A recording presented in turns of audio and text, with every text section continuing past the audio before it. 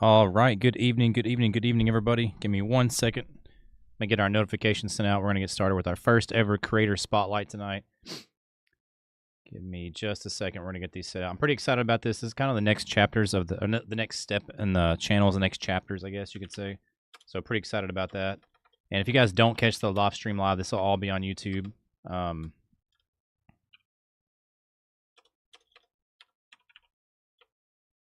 Pretty excited about it. Let's see.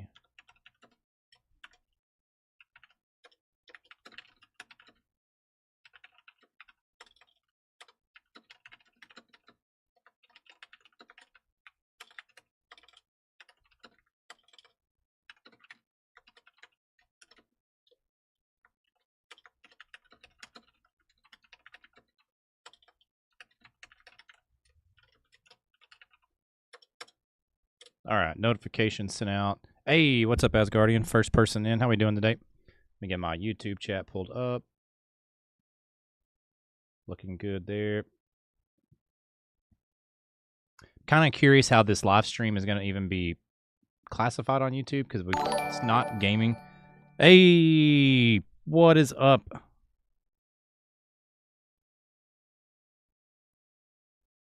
Sent gold coin for 10. Hey, what's up, Tight Spot? How we doing? Welcome in, welcome in. Permission to DM. Yeah. What's up, Asgardian? What's going on? All right, let me get our other chat pulled up right here. Actually, I'm going to do something different. I'm going to use this middle monitor.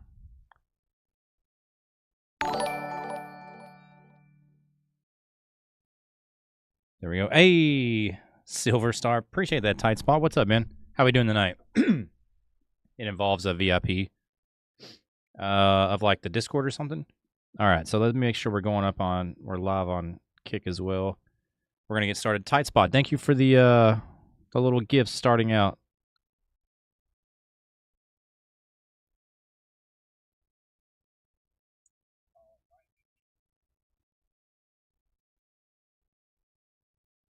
All right, so it looks good. So we are coming in clear, making you smile. Hey, I appreciate that, man. Thank you for the. I don't think I've ever. That's probably the first gifts we've had as far as like the YouTube streams go, of your streams, and it's well. I'll DM the reason. All right, no worries. Okay, so this is kind of the first iteration of like our creator spotlight, creator workshop, whatever you want to call it. Kind of still working out the kinks of everything. The biggest thing is we do have some talking points tonight. I'm going to give you guys an update on what I'm doing for my channels, the plans for this week, the streams in the future. Just kind of go around there, give some tips and tricks tonight too. If anyone else has anything to add on to this, obviously the more the merrier.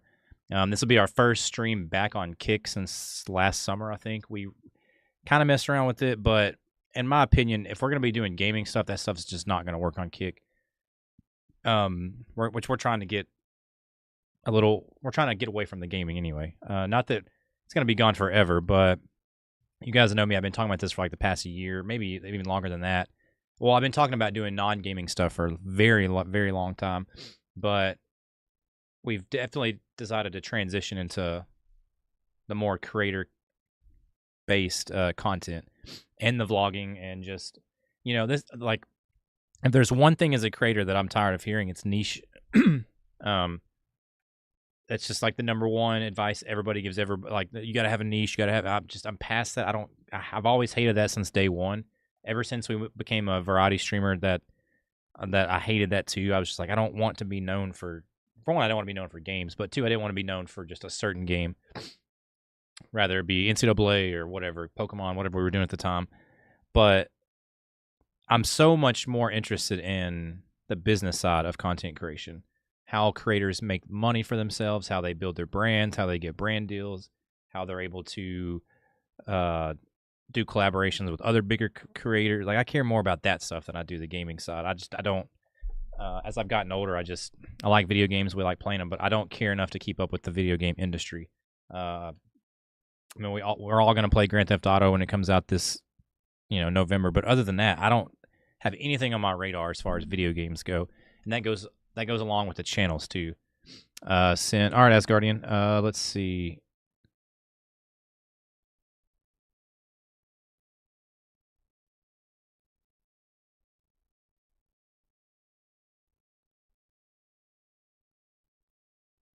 Holy smokes.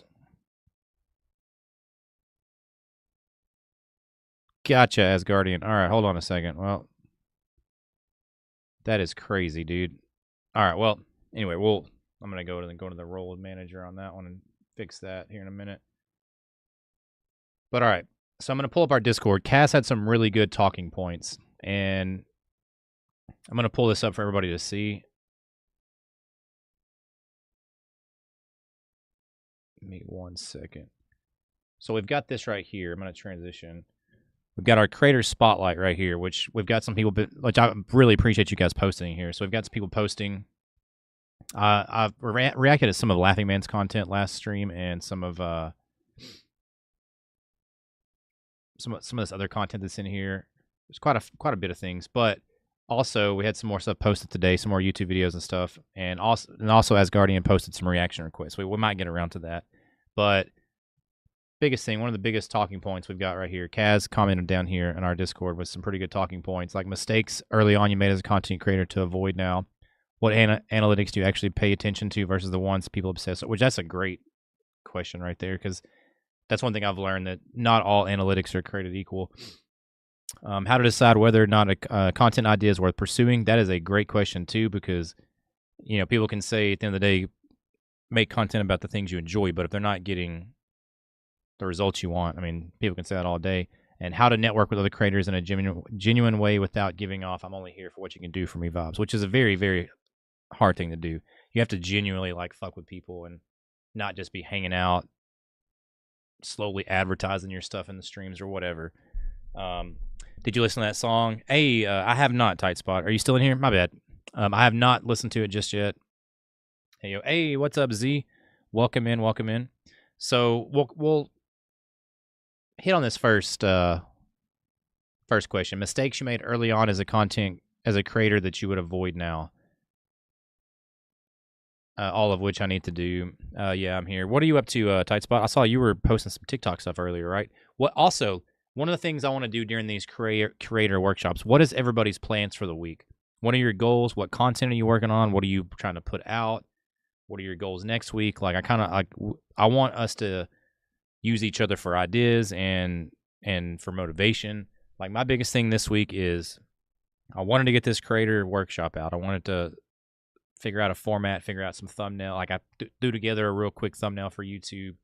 I mean, it's the best I can do right now, but I wanted to start working on this, and I want to start working on the stream room. That's my main goals this week. So we got to start building a table, start putting together some lights, move a little bit of furniture, just start updating that, because I've got to get out of this little small area we're in. We're going to have to get into a bigger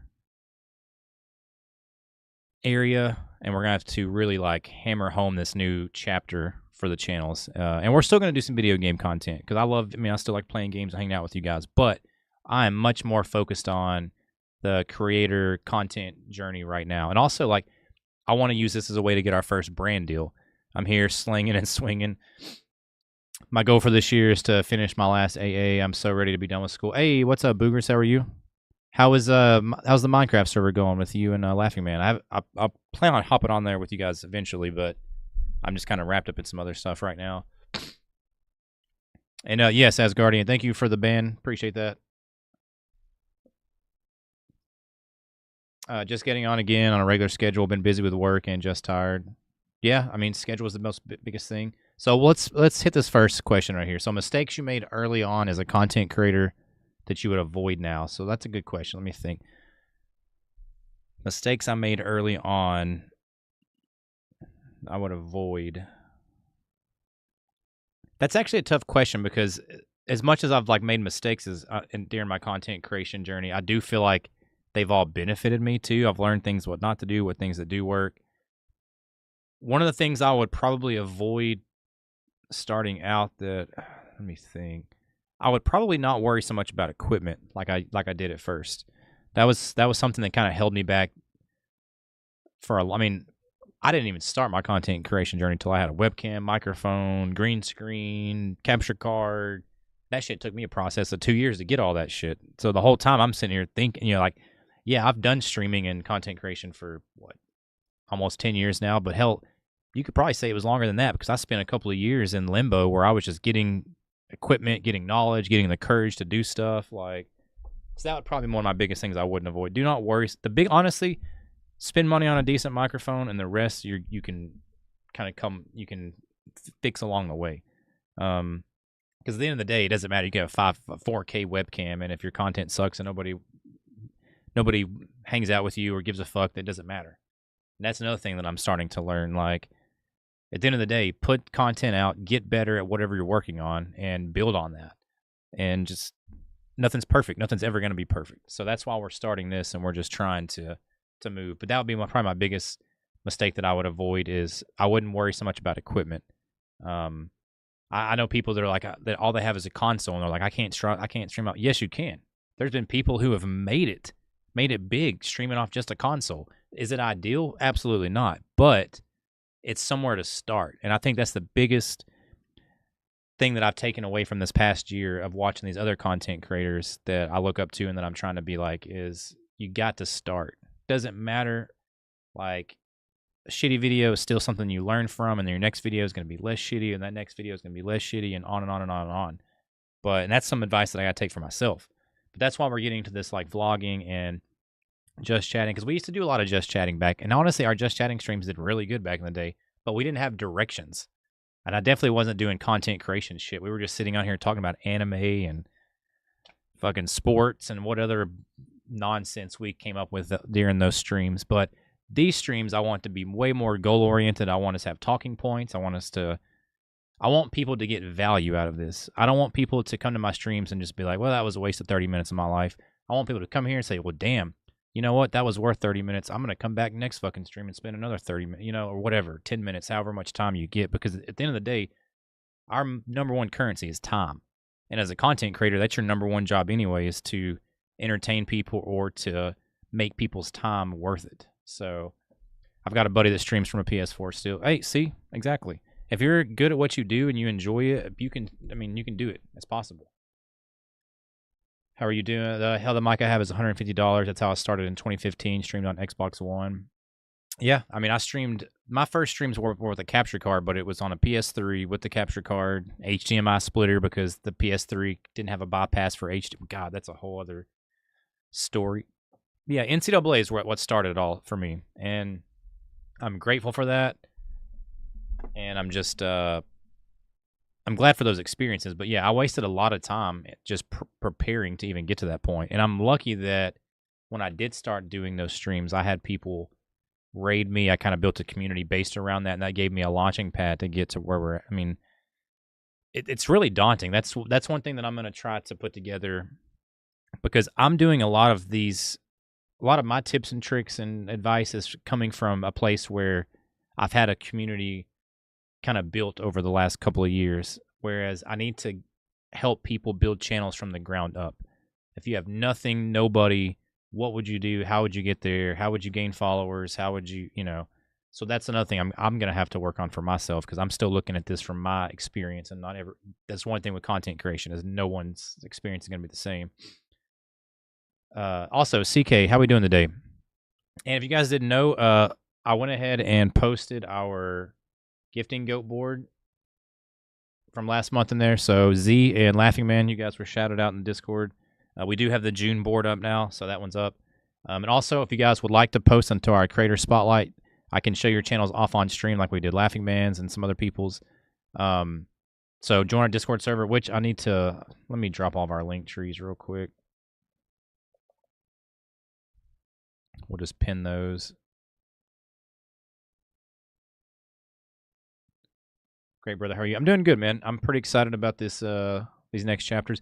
And this is kind of giving me a taste of like having, I'm going to have 4 monitors. I've got 3 now. I'm going to have 4 during this next setup.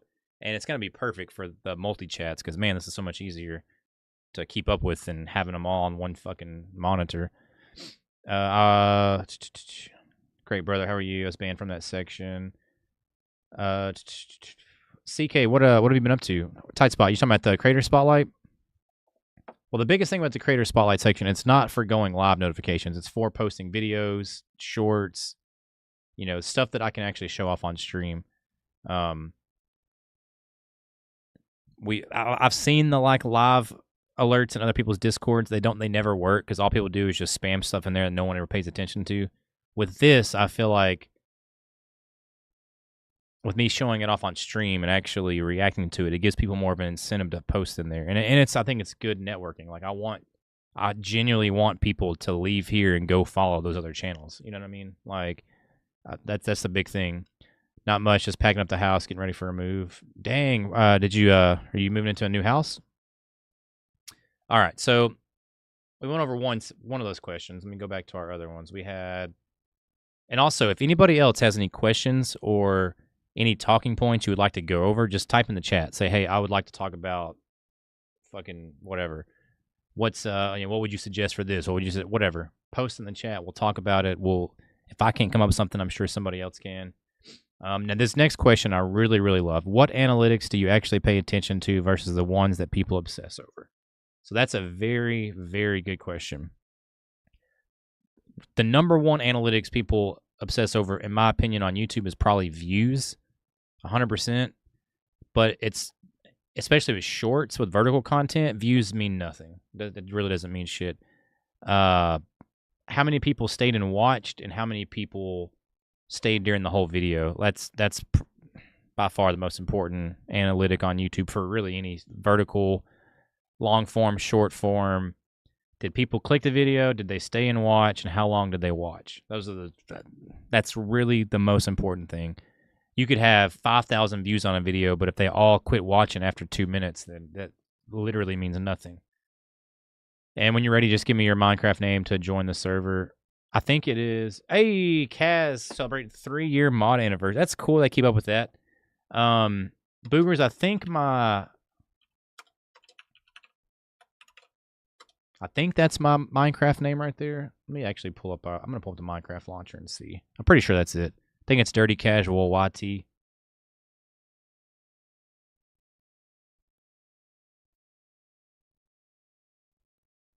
It's actually doing a Minecraft update. It's been a minute stuff. Hey, what's up, Kaz? Obsess over. But yeah, what's up, Kaz? We've been talking about some of your questions so far, which I love the questions you put in there.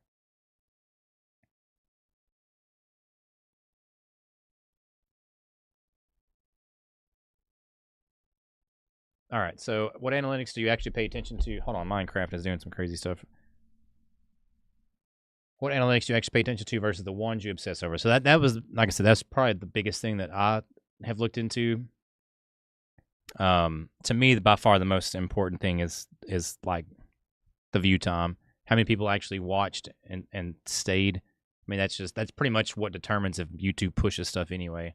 There's really no secret. If you could give one piece of advice to a new streamer, what would it be? Okay, that's a really good question too.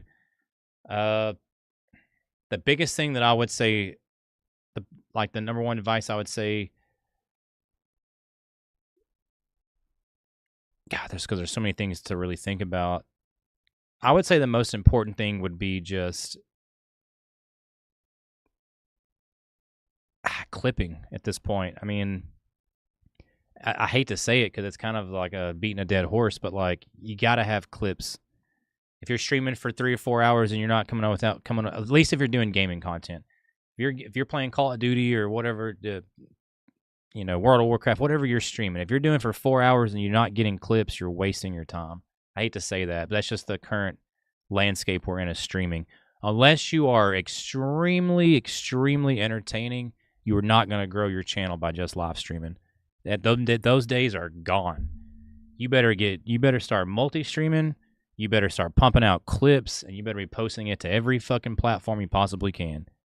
And I see creators whining and bitching and moaning about it all the time on social media, and I'm just like, if you don't like the game, get out. I like this shit. I like making videos. I like recording. I like editing. I like live streaming. Am I good at it? No. Probably not. I'm not the greatest. But I love this shit. I think about it all day long. Like, all the time. And if you don't love this shit, then you're not going to make it. Like, that's why I get so mad when people try to have that stupid long question, like, what's harder, being a streamer or working a 9 to 5? If you ever answer that question with other things, working a 9 to 5 is 100% harder. Always will be. Then, like, you shouldn't be a content creator. and then complain about not getting viewers. Like, bro, you cannot depend solely on live streaming. No, you cannot, and you cannot.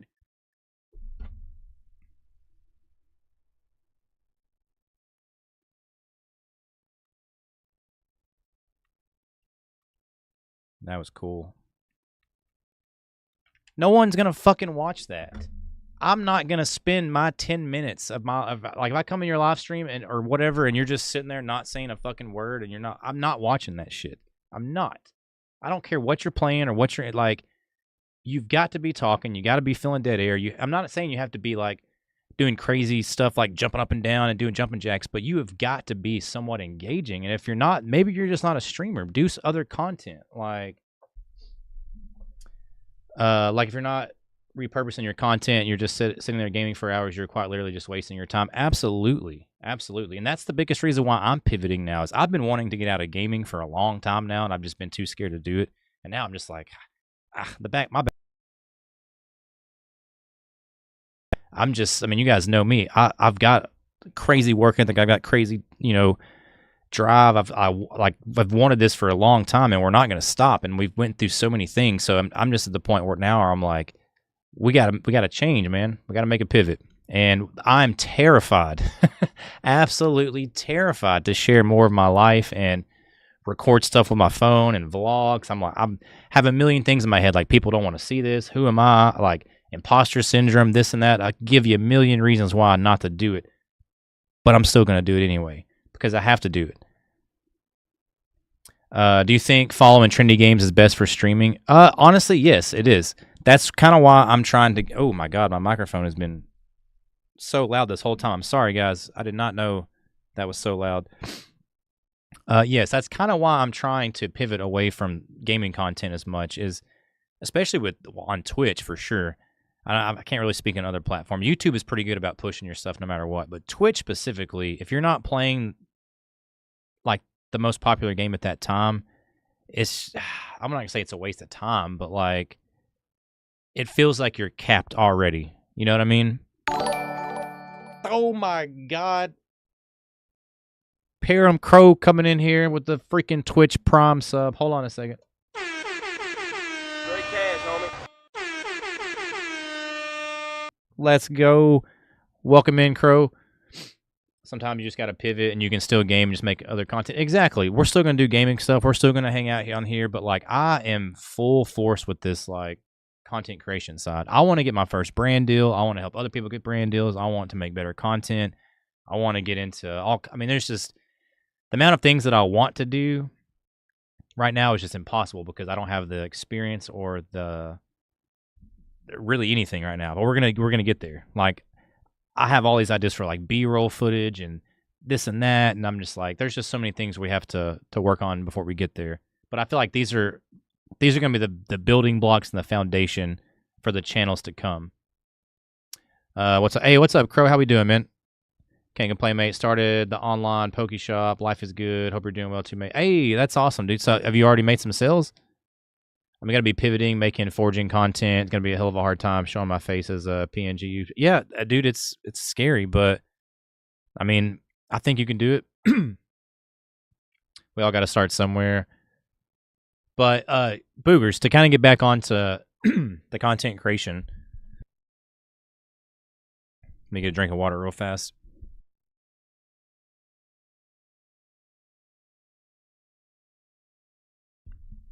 Is yes, I really do believe you have to find like the trending games right now. So, and I feel like this has changed mainly because live streaming landscape has pivoted so much in the past 5 years from gaming to IRL content. So I feel like when I first started streaming, you could find small little niches and small communities, and you could build a whole brand and community off just one little game or one, some obscure. Like in my case, it was NCAA 14, a game that had been discontinued. No one else not a lot of people had it. Most people couldn't stream it. So it was like perfect. And there was plenty of people that wanted that content. Now, I just don't feel like those communities or niches exist anymore. Like, or if they do, they're so small that it's just insignificant that it's not going to, like, there's no way you're going to get partnered or make any kind of livable money off streaming to, 3 people on whatever these little communities are. Whereas, I don't know, back in the day, I felt different. We didn't even have the picture of the game for the category on Twitch until, like, what, 2020? Yeah, it was a couple of years. Like, yeah, God, I forgot about that. But there was only a handful. Like, I could go back then, and I could 10, 20 people that probably streamed NCAA 14. I swear to God. And then a couple of years later, once the revamp mod came out, that brought in that's actually when I pivoted away from NCAA 14. Actually, it's kind of crazy. I picked the one time where that category had the most viewership ever, and I was like, I got to get the fuck out of here. I was so burned out, and I just didn't give a shit. Like, you guys know, I love football, but like I'd been doing those streams for a couple of years at that point, and I just really didn't fuck with a lot of the new people that came in. I just kind of pivoted away from that, and that's when we got into our variety streams and the Flashback Fridays and Just Chatting, and honestly, those were that was a fun time too. That gave me the courage to. I guess we wouldn't even be here if it wasn't for that. Now that I think about it, because I was so afraid to pivot away from college football, and like those first few months were rough. I went, I definitely lost viewership for sure, but we just stuck it out, and now like we've got people that are going to come hang out no matter what, and that's to me that right there is the end goal. If you want to make it as a full-time content creator, you have to have people that genuinely fuck with you, and it's not even on like a what can you do for me level. It's just like really enjoy you. Trust me, pivoting from sports was definitely scary as fuck for me. Yeah, I believe it. You've done pretty good though, man. I feel like me and you both have probably done pretty well pivoting away from it, and I think it's a great idea, honestly. What is the hardest part about content creation that no one really talks about? To me, it's the lack of results, probably. Because from my experience, it seems like the things I've put the most time and effort into get the least amount of views, and then the things that I like throw together just because I'm making myself do it are the things that YouTube that's the YouTube short that gets 70,000 views, or like, and that's a drain, like, but I mean that's the love of the game too, but that's probably I'd say that's the hardest part for me, that and just like the not growing, like when you're really putting your heart and soul into stuff and you're like trying really hard and you're not getting anywhere, that's hard. That's why so many people give up. I've seen so many people quit. I've wanted to quit a couple of times. Like, I've wanted to quit here recently. It's hard. It is hard to be like, all right, I just worked all day at work, 8-hour shift, ate a little bit of food. Now I'm going to get on here and pursue this thing. And then you do, and it doesn't get the results you want. It's tough. I really enjoy seeing the Poke clips on Instacast. Luckily I have good people around me, and the Nuzlocke community has been so supportive. Yeah, man, you know me, man. I'm gonna support you no matter what you do. And I'm glad that you found some, like, the Pokemon community is pretty cool. They're pretty chill. I mean, they're not. I wouldn't consider them like a toxic community like some of the other gaming communities out there. How do you balance streaming with life? That's the hardest thing. I mean, it's so hard, and especially like, cause me, I'd never stop thinking about this stuff. Like when I'm at work, I'm thinking about content creation right before I go to bed. When I'm hanging out with people, like I love this stuff so much, and I'm like, I want to figure it out and get better at it so bad that it's just like it's hard. I can't turn it off. I mean, it's kind of how I was with music for probably about 10 years of my life, but I was just I was never a good enough musician. I didn't practice enough, and I didn't have I just didn't have the right mindset back to ever make it as a musician. So when I found content creation, that kind of filled that void, and I'm like, I really, really want to make something of it, and I think it's possible too, man. Like it's just there's so many things about content creation, about the business side, that I just find so fascinating, like getting brand deals and making these videos, and like it intrigues me so much, and I want to be able to do those and experience it and share with other people, help them. I have so many people helping me. Like I don't know. I think it can be done. As far as like balancing streaming with life, it's so hard. But it also depends on what you're trying to get out of it, I guess. Some people are genuinely just streaming for the fun. Some people just want it to stay as a side, project or a side hobby, side gig, whatever. And then you have people like me who are like, I dead determined that I want to make a brand and I want to. And it's not even about, to be honest with you, it has nothing to do with money. It's about freedom. That's the biggest thing. Is I've been working for somebody since I was 15 years old. I'm 34 now. I've spent over half my life working for somebody else, and there's nothing wrong with that. It's just not what I want to do. And I want to be able to. My kid's only going to be 1 year old for once, 2 years old for once. You know what I'm saying? Like, them years are not coming back. And I don't want to be sitting at a fucking 9 to 5 at some corporate ass job that I don't like, doing shit I don't give a fuck about for the next 30 years. I just don't. That sounds absolutely awful. And I'm just being honest with, like, so yes, my goal for this has always been to support myself and my family, and we're not going to stop until we get there. Like, I don't know how that's going to happen or what, but we're going to get there. If I got to run through the wall 20 times, then so be it. We're going to run through the wall 21 times. Like, it's going to happen. Hey, what's up, Salvastale? How we doing? Got some bots over on Kick, like always. Likewise, how do you balance your if you first off of your brand sponsorship was a brand that you disagreed with, would you go through the sponsorship? No, probably not. I'm desperate for money, but obviously, like,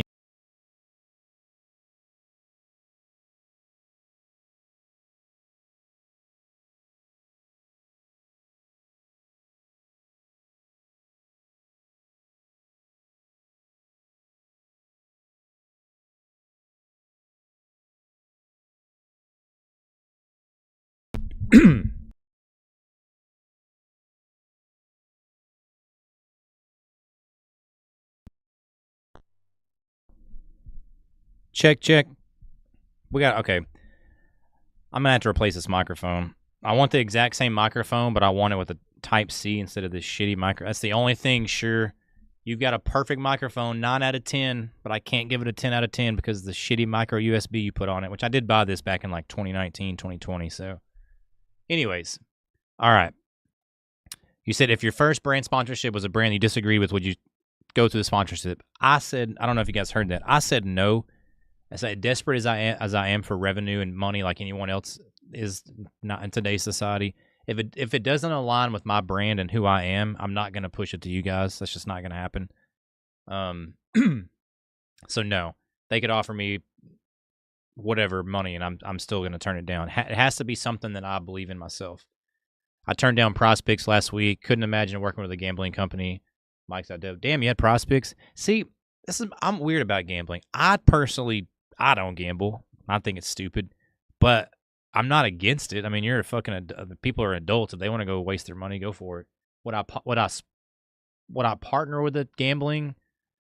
I don't know, man. Probably. That's a tough one, man. A lot of kids watch our content. That's true. And that is like that's a tough question right now. That's a good talking point right now, because like Kick, they're huge on gambling. That's the big difference in Kick and Twitch. And I do appreciate the more freedom on Kick, but I mean, gambling's not my thing. And I love sports, but I wouldn't want my son watching a YouTuber promoting gambling. Yep, you're right. You damn sure right. If your son came to you in 10 years and wanted to be a streamer, would you go all in for him? No, whatever my son wants to be, I'm going to go all in for sure. I mean, I don't necessarily, hell, if he wants to be a streamer, cool. But I want him to find his own thing. If this is what he wants to do, then hell yeah, we're going to rock that shit out. But if he wants to be a fucking artist or a musician or a baseball player or a fucking fire truck driver, I don't care. I don't know. Anything, we're going to go all in on that for sure. If he wants to be the Pokemon master, you best believe we're going to do that too. But yeah, that's a good question. I've thought about that a lot, because that's one thing that, like, there's a content creator I follow that I really look up to, and he's really kind of helping me with this next chapter of like my channels, and like his section or his like vlogs, he shows his like significant other and his kid and stuff on camera, and he feels perfectly fine and safe doing it, and I'm not. But I like respect that dude as a content creator a lot. and his journey, and like I value his opinions, and he's very successful. But like I don't know that's just something that it's hard to navigate, man. There's so many things that I think that was probably a big fear of mine when I became a parent, was that I knew that I did this stuff, and I knew I didn't want to stop. I wanted to be able to build a future and a life for me and my family while doing this. But like, God, the fear, I had a lot of fear. I mean, but that's just something we're gonna have to work across. I guess cross that bridge when we get to it. And Crow, you're absolutely right, man. I you're right. I wouldn't want my son watching gambling. So you know what? When you put shit in that perspective, it really makes things way simpler. So you right, you right, and good on you, man. Turning down a brand deal, like, because it doesn't align with your values. Not many people are gonna do that. But that goes back to use the fear. I mean, what are your passions? What you want to do, sir? You promote cool stuff. You want to, so like the biggest thing that I want to promote, and I've talked about this since day one on the channels. I want people to get better at whatever they're pursuing, whatever that is, whether it be streaming, working out, eating healthier, getting better at drawing, getting better at communicating, whatever the fuck it is you're doing in life. I want you to go all in, and I want you to get better. Same thing with me. I want to get better. I want to eat cleaner. I want to work out better. I want to push the boundaries as a content creator, as a dad, as a human being. Like, I just growth and getting better. I don't want people to ever stop growing and trying to reach those next level. How do you handle burnout or days when you just don't feel like being on camera? That's really hard. So used to, I just made myself do it anyway. Now I'm forcing myself to pivot and work on other things. I still sometimes make myself get on camera because I look at streaming the same way I look at like working out, is if you don't use it, you lose it, sort of thing. And like going a month without streaming, I don't think I've ever, I mean, I think the longest I've went without streaming since I've started was probably like 3 weeks, 2 or 3 weeks. And every time that was like when I was either sick or burned out or something. There was a reason why. But since I've started doing this, I've never taken months off or, so I don't know. That's a tough one. What I would say now is work on other things. There's a million things to get better at as a content creator. And going live is not even, that's like 10%. Like one things I'm behind. I need to list all of my equipment. I need to get signed up for the Amazon Associates program. I need to promote the equipment I'm using more and more, coherently.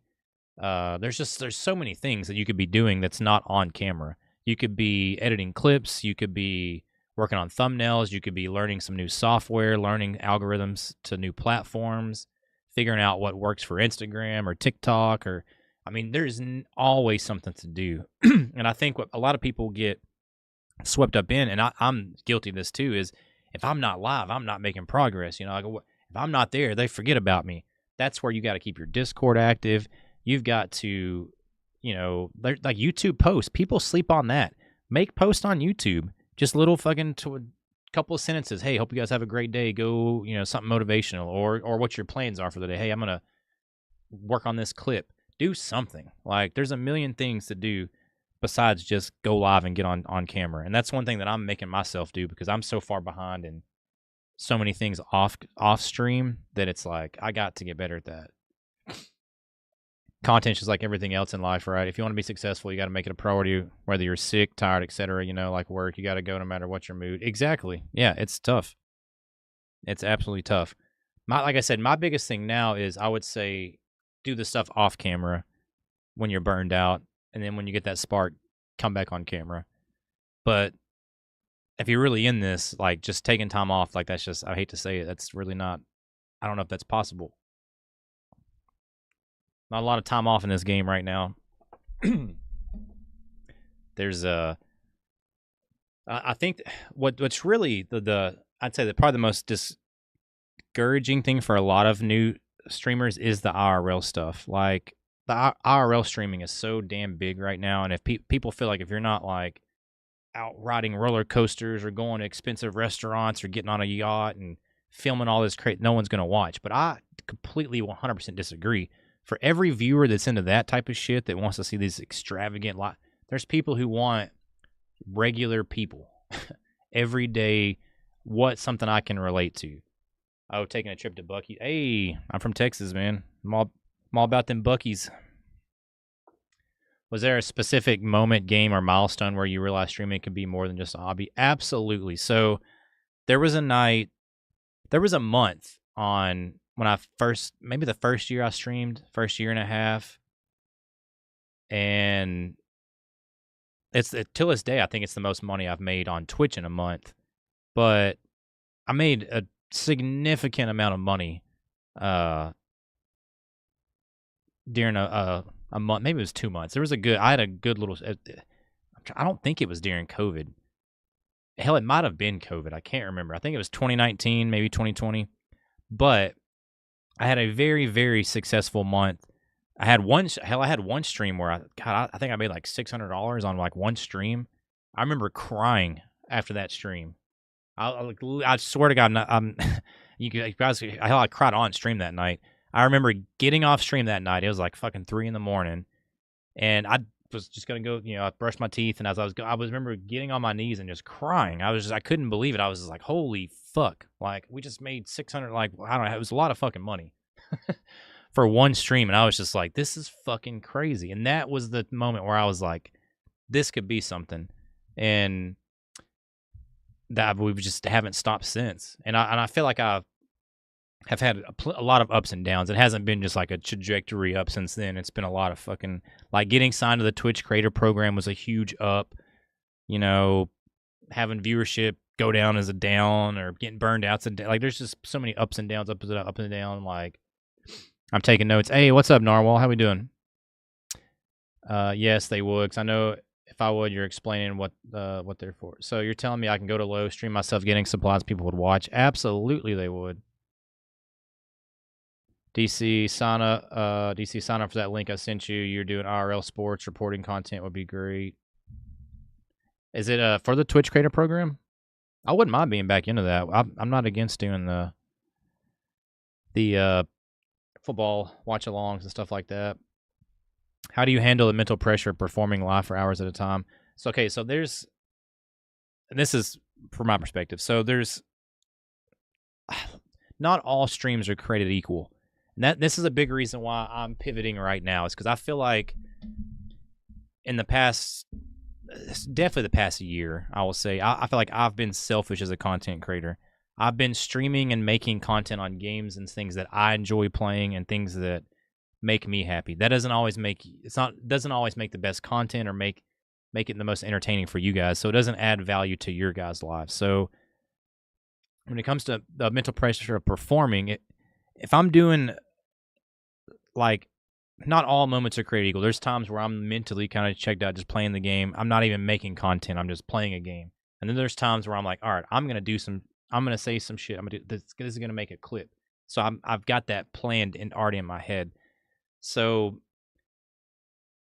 it's kind of a push and pull thing, but that's why I wanted to get back to more of these content where, like, they're not going to be as long of streams, obviously. Like, we're not going to stream for 6 hours doing just chatting, but if we can get 2 or 3 hours of good quality conversation in here and help set up a game plan for everybody's week and build on that, that's a plus for me. And it's given me experience getting back into this non-gaming stuff. And plus, I just love talking about content creation. I really do. I love picking people's brains. I love sharing my advice. It's just a win for everybody, I feel like. But and to kind of go back on your question of how to handle mental pressure performing a lot, like, I used to feel that a lot during NCAA, because NCAA 14 is one of those games where, like, I felt like I had to be very energetic and very over the top, or people would just go to someone else streaming the game. And there were some people who were making some really good content over that game at the time. So that was the one game where I felt like I had to, be locked in. And that's probably why I burned out towards the end. I was trying so fucking hard to make really good content. I had the sliders really hard in the game. Like, I had so many things to make it as real and hard as possible. And that shit was just a grind. And then not getting the results you want, I was just like, I gotta pivot. So that was our first little pivot. Yeah, wiffle ball game in 45 minutes. Wiffle ball. Is it the? It's like the little wiffle ball league.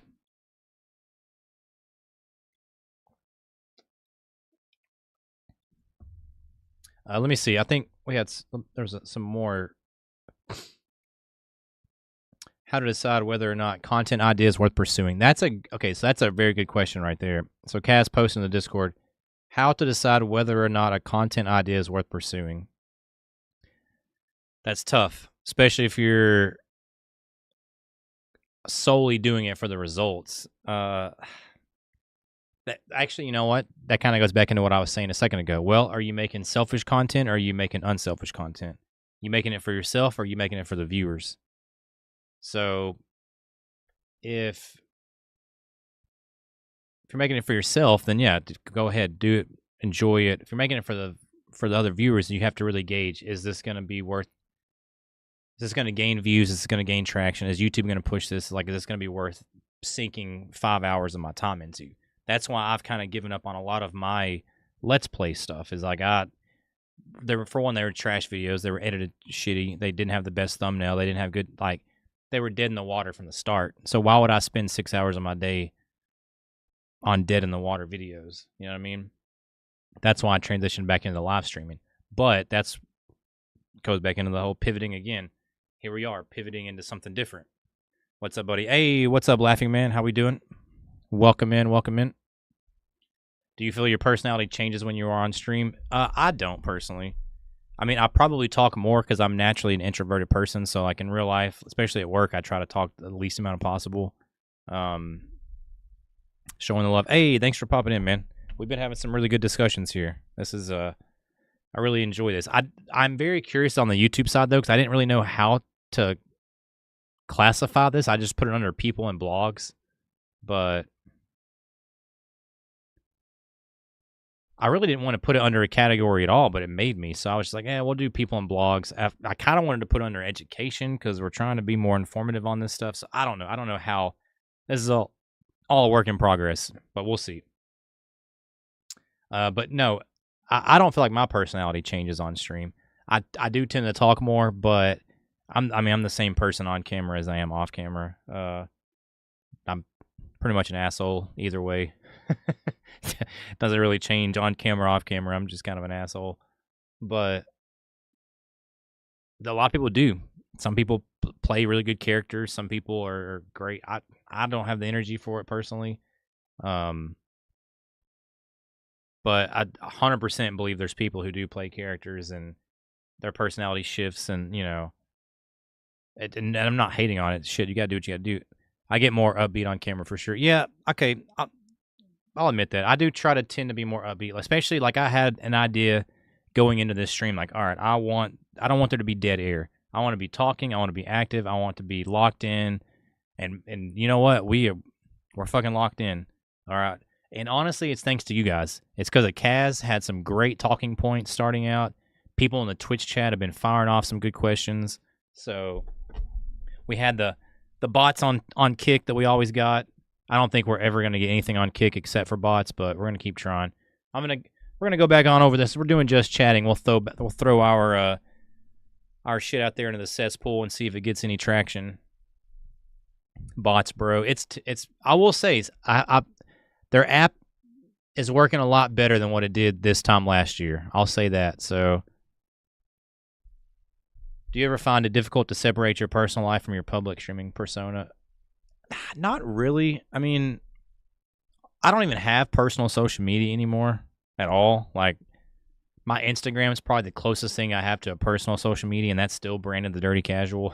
But that also goes into the vlogging side. Like, I want to be open and transparent with you guys. I always have been, but I want to share more of my life, and I want to film more stuff and edit more things, and I don't want to be so addicted to the results because I love the process too. Bro, no one's gonna see my kid on my socials. That's my only hard line. See, I don't have that. Hey, Tight Spot, tossing us a follow over there on the Kick channel. No bot. I'm a bot. Beep beep. Somebody ban Tight Spot the bot over on Kick. No one's gonna see my kid on my socials. That's my only hard line. Yeah, so I don't have any personal social medias. No personal social medias.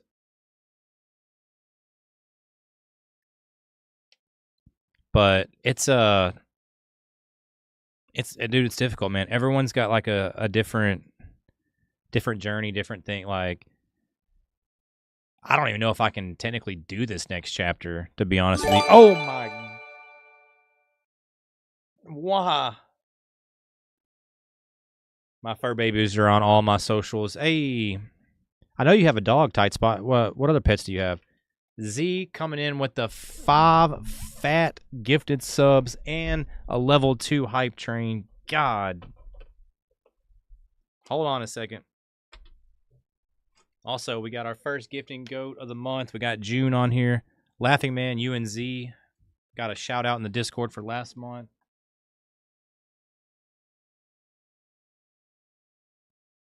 Bam, first hype train of the month. God, you guys didn't waste any time. We've been live not even an hour, 50 minutes. All right, let me find my blue marker. Or no, actually, Z, we're going to do purple.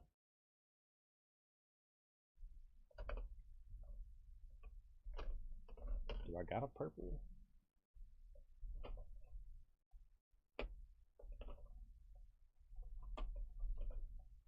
There we go.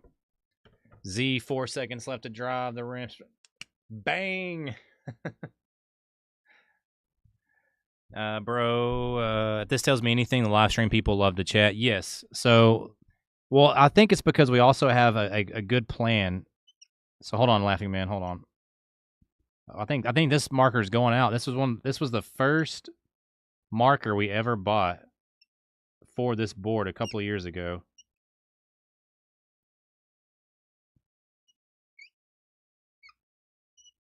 Yeah, that bad boy is running out.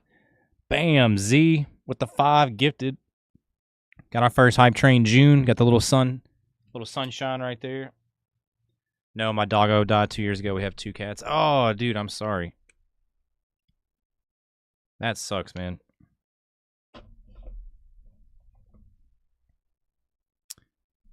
Z, thank you so much again for the 5 gifted. So we've had 5 gifted subs, a Twitch Prime sub. It's nuts. Absolutely crazy. Got some people new followers on Kick. I'll have to go back and look at the YouTube stuff afterwards. I don't really have it pulled up right now, but this tells me anything live stream people love to chat. Yes. So Laughing Man. So one of the things we did, let me swap our screen real quick. Cass had some really good talking points right here.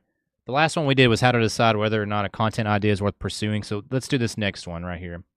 How to network with other creators in a genuine way without coming off I'm only here for what you can do for me vibes. I fucking love this question right here, because if there is one thing that I've learned in content creation is you are a tool for a lot of people. Like, I'm fortunate that I've been able to make a ton of friends that I genuinely trust, and like, they don't benefit anything from me. I'm not big or anything, and they fuck with me. So I am so thankful for that. But I've had a lot of people that have came and gone too. Like, so that's a very, very good question. The biggest thing is, like, do people show up and do they actually interact with your content? I don't mean popping in your chat and saying lurk and then leaving.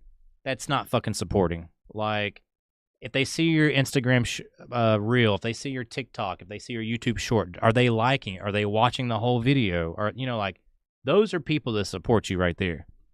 People that come in and just say lurk, are gone, keep their watch streak alive. That's bullshit. Like, that's surface value. Anybody can do that. And not only that, but like, you can also tell about the way people talk too.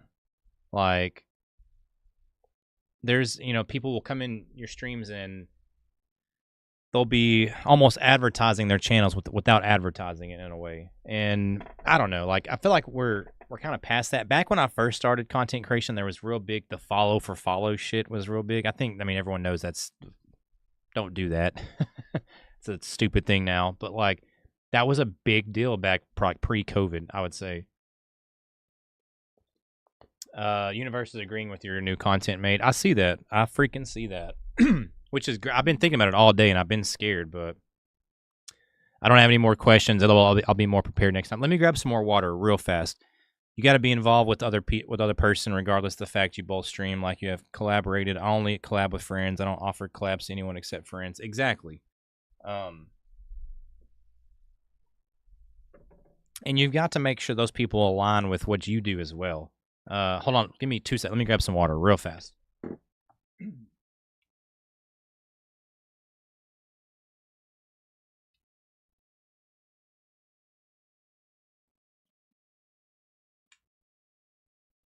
Sorry. Doing so much talking. But, 5 freaking subs. That is absolutely fucking bonkers. You've got to be involved with other person, regardless of the fact you both stream. Like you and I have collaborated. I only collab with friends. I don't offer anyone. Yes, exactly. The biggest thing, and Z, thank you again for the gifted subs. What are we? You've collected all the level 1 emotes. That's cool. Don't have any questions. All right, so we got caught up on that. And thank you again, Z, for the gifted subs. Did not have to do that. I really appreciate you. Yes, so trying to find people who really genuinely support you is tough. But I think it's the most important thing. Like, we're content creation's been in so many different phases and so many different, like, situations that we're at a point now where you need genuine people more than you need a lot of people. You don't have to have 5 million subscribers on YouTube to be a full-time content creator. You don't need, to be Mr. Beast and have over-the-top production and $6 million videos and all. Like, you don't need that shit. People are kind of over that, at least from my experience. No, it's not even my experience. It's the truth. Sam Solik is like the perfect example of that. This is a guy 21-year-old kid who exploded on YouTube by recording gym vlogs in his car in Planet Fitness on a fucking iPhone. Dude's got 5, you know what I'm saying? Like, and it's because he would sit there and talk like a normal person and go do a normal workout in a normal gym and do normal shit. And people fucking love it. I don't want to see fucking you go to the Great Wall of China and do a bunch of shoot fireworks and shit. Like, that's just not me. Like, I guess because my brain's fully developed and I'm not fucking 15 years old. But, like, agree. You got to remember it's a very fine line. Viewers don't owe content creators anything. No, they don't. They don't owe us anything. That's why, like, that's the biggest reason why I've been trying to pivot to non-selfish content. Like I said, me playing World of Warcraft for 8 hours is selfish. That is fun for me, and yeah, you guys might get some enjoyment out of it and maybe some laughs, but at the end of the day, there's no value in that. There's nothing. You're not getting anything out of this. I want these streams to at least be, like I said, when you get off this stream, you can say, well, damn, I learned something. And that could be talking about pieces of equipment, software, tips and tricks. Like, tonight, it's been more of like an open discussion, which we had some questions prepared, and I would love to have people comment in the Discord and have some more questions prepared for the next one as well. But I want this to be valuable for everybody. Small content creators, big content creators, myself, you guys. Like, I've got to make content that's not selfish anymore. It has to serve a purpose for you guys. And we can still make selfish content. We can still get on here and play video games and do whatever. World of Warcraft, whatever the games we're into at that time, MLB The Show. But we've got to have other value too. And, like, I think I've really been on the fence on, like, and Crow, you might be a good person to ask advice for this. I really want to delete a lot of my old content on YouTube. And a lot of people say don't do that even if it's bad content because it's still a catalog. But it just doesn't align with what I want the channels to go into. And plus, I'm convinced no one is going to go watch these old shitty-ass live streams with these dumbass thumbnails that I have. Like, I've got, like, 1,200 videos on my YouTube channel and 1,200 subscribers. That's a horrible, like, ratio. No, never delete content. It's very important to keep it around for your personal... Okay, so what about privating it then? Should I private it? Because I privated some of the stuff. Don't leave it up for the viewers, leave it up for you. Got you. Okay, so I'll just leave it alone then. You might make a new channel too. Well, see, I just don't see the point in that. Like when I talked about doing vlogging and stuff, everyone was like, "You gotta do a new channel. You can't have it the same channel."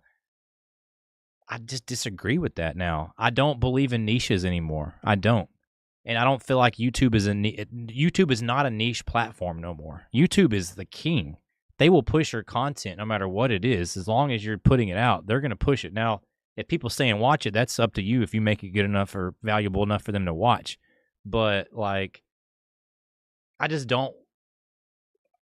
know. I don't like the idea of having two different channels and splitting the viewer base and like I don't know. Like and at the end of the day, I want the brand to be and the channel to be focused more around like I guess me than whatever we're playing. And maybe that sounds conceited or cocky, but like and not out of like a I want it to be about me, but just like I don't know, it gives me the more freedom to do other things, I guess. I don't know how to explain it. That's just my opinion, of course. You're welcome to do whatever you want. No, dude, I value your opinion a lot. You've got more experience on YouTube than I do. Be right back. Okay, Laughing Man. I think that's the biggest thing that I'm excited about for the future of YouTube is ever since, and this is my opinion, ever since TikTok exploded, pre-COVID, YouTube kind of stole their algorithm. TikTok got so popular because it pushed, like it made followers not matter anymore. It was all about view time and like swiped away and like that whole algorithm is what YouTube kind of took. And that's the best thing about their platform is they're grandfathered in. They don't have to experiment with stuff. They can literally hang back and let other platforms create these things and they can take them from them and bam, do it better than them. I mean, and I feel like they did that with TikTok. So people are now, it's just not, followers just don't matter as much anymore. It's really about attention and how long can you keep people watching, And I guess it makes sense to advertisers and like, I mean, ad revenue is such a small percentage of what you make as a content creator anyway, but that is a big part of the industry. It's a big thing that keeps us all afloat. But I don't know, man. I like where we're heading. I don't believe in niches anymore. Like that was probably my biggest thing that kept me away from YouTube for so long. And I wish I would have never listened to people. I should have never listened to people on that aspect. You got to find one thing and only do that. Fuck that. That sounds just as bad as a 9-to-5. I do not want to get on here and make videos and content on the same fucking game for 5 years or the same thing for like I just don't have it in me. Like so the whole niche thing, I want to get away from it. And this could be the worst advice ever that I'm giving, but I don't think it is. I really do believe that like authentic real content is the future. I really do believe that. Now of course you're still going to have the Mr. Beasts and all the, high-end creators that spend a shit ton of money to make content, but that's not my goal personally. And I don't feel like that's a lot of people's goals. Now, I do think that live streaming is in a very weird spot. Wow, I haven't heard that creator in a while, Beast. Hey, what's up, Kappa? How we doing?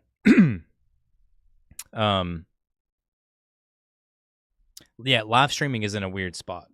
This is the first time ever that I've really felt like, I don't know if I want to keep doing the like live streaming. Like I really want to get into the more like recording and editing and that side of the content creation rather than live streaming. And I never thought I would get to that point because I fucking love live streaming, but it's just in such a weird spot. I'm trying it out, see how it goes. What are you trying, Kappa? So Kappa, if you missed it, we've been on here for about an hour. We've been doing, which I don't know if you've seen our Discord server. We've been doing our creator workshop tonight. So we've been talking content creation nonstop. If you got some questioning, if you got some questions, you got some tips and tricks, if you got, anything, air it out. Let's talk. What's your plans for the week? We've also been talking about that. My plans was do this creator workshop, and I got to start working on the stream room. So I've got an L-shaped desk I got to put together. I've got some softbox lights I got to put together. I've got to. I think I decided today. I think we're gonna get away from the green screen. I don't like. I want to still have a green screen because I fucking love mine, and I've like that's us, man. We've never not used a green screen, even if we're not doing video games. Like right now, the green screen. But I don't think it aligns with what we're doing in the future. But I do think I'm gonna look into buying a pop-up. I've got another green screen that has a frame over here that's outside of my stream room that I've never used. I actually bought it originally because I was gonna use it as a pop-up green screen, but the lighting outside of this room right here that I'm in sucks. So there's just so much. I'm gonna have the stream room set up before we probably move any of the equipment.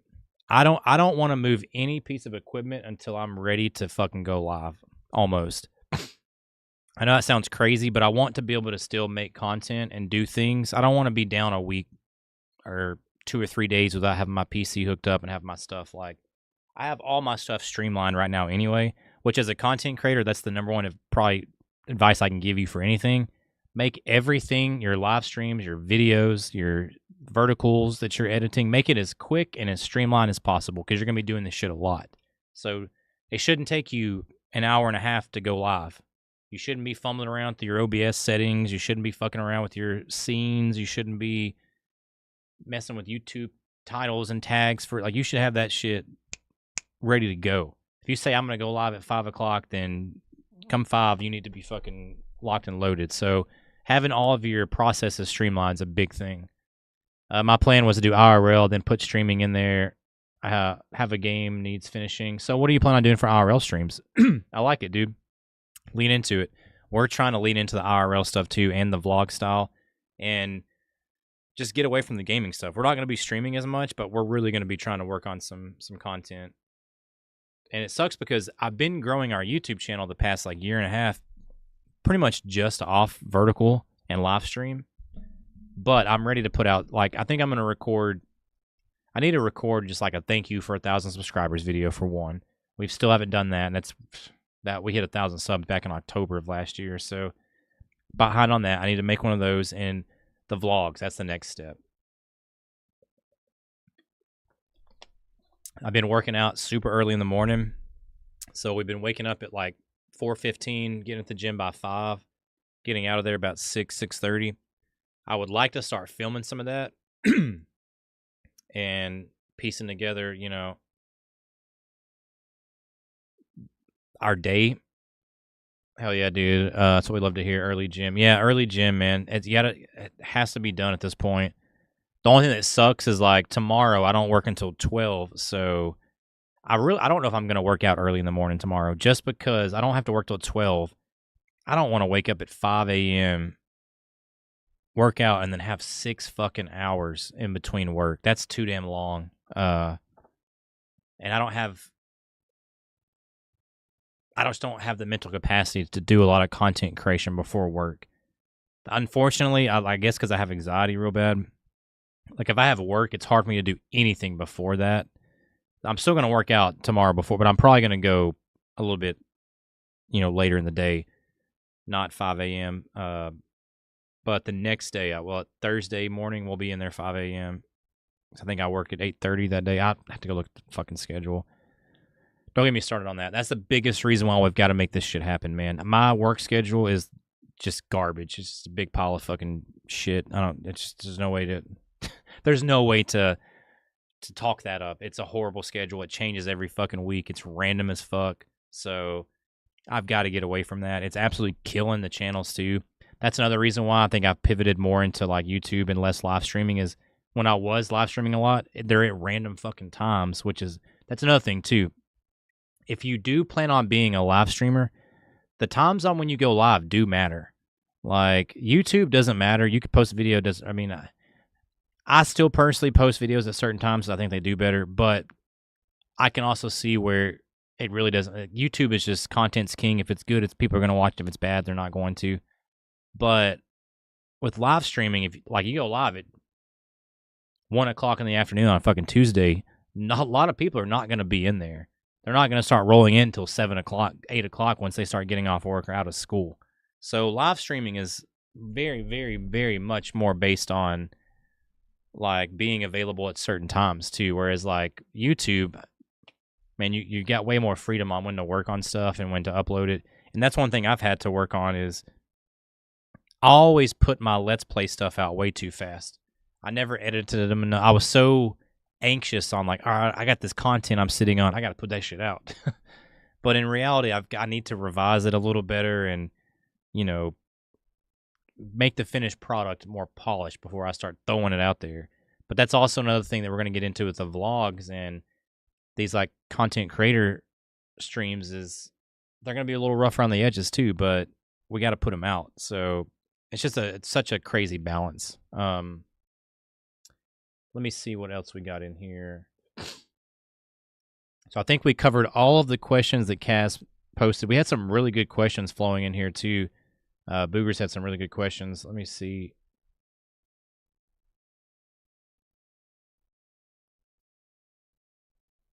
I had some ARC ones. Apparently some drone videos in here. Let's see. What is this?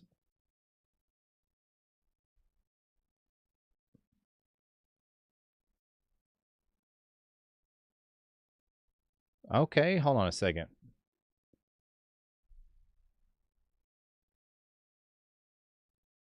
This is pretty cool. Hold on. This is like some drone footage. If you guys haven't, Hammer FPV, 12,000 views. Not bad at all.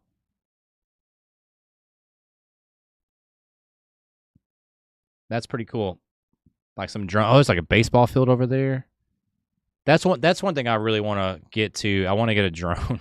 Some of the B-roll footage for that you can get off drones is insane. Like that is fucking nuts.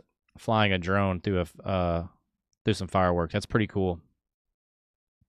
The most Canadian way to celebrate a firework holiday.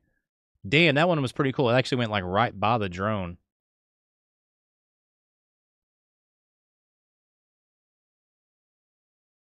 Yeah, see, this is like I love this stuff, man. Like cinematography, videography, like this is cool shit right here. I love the baseball fields over there.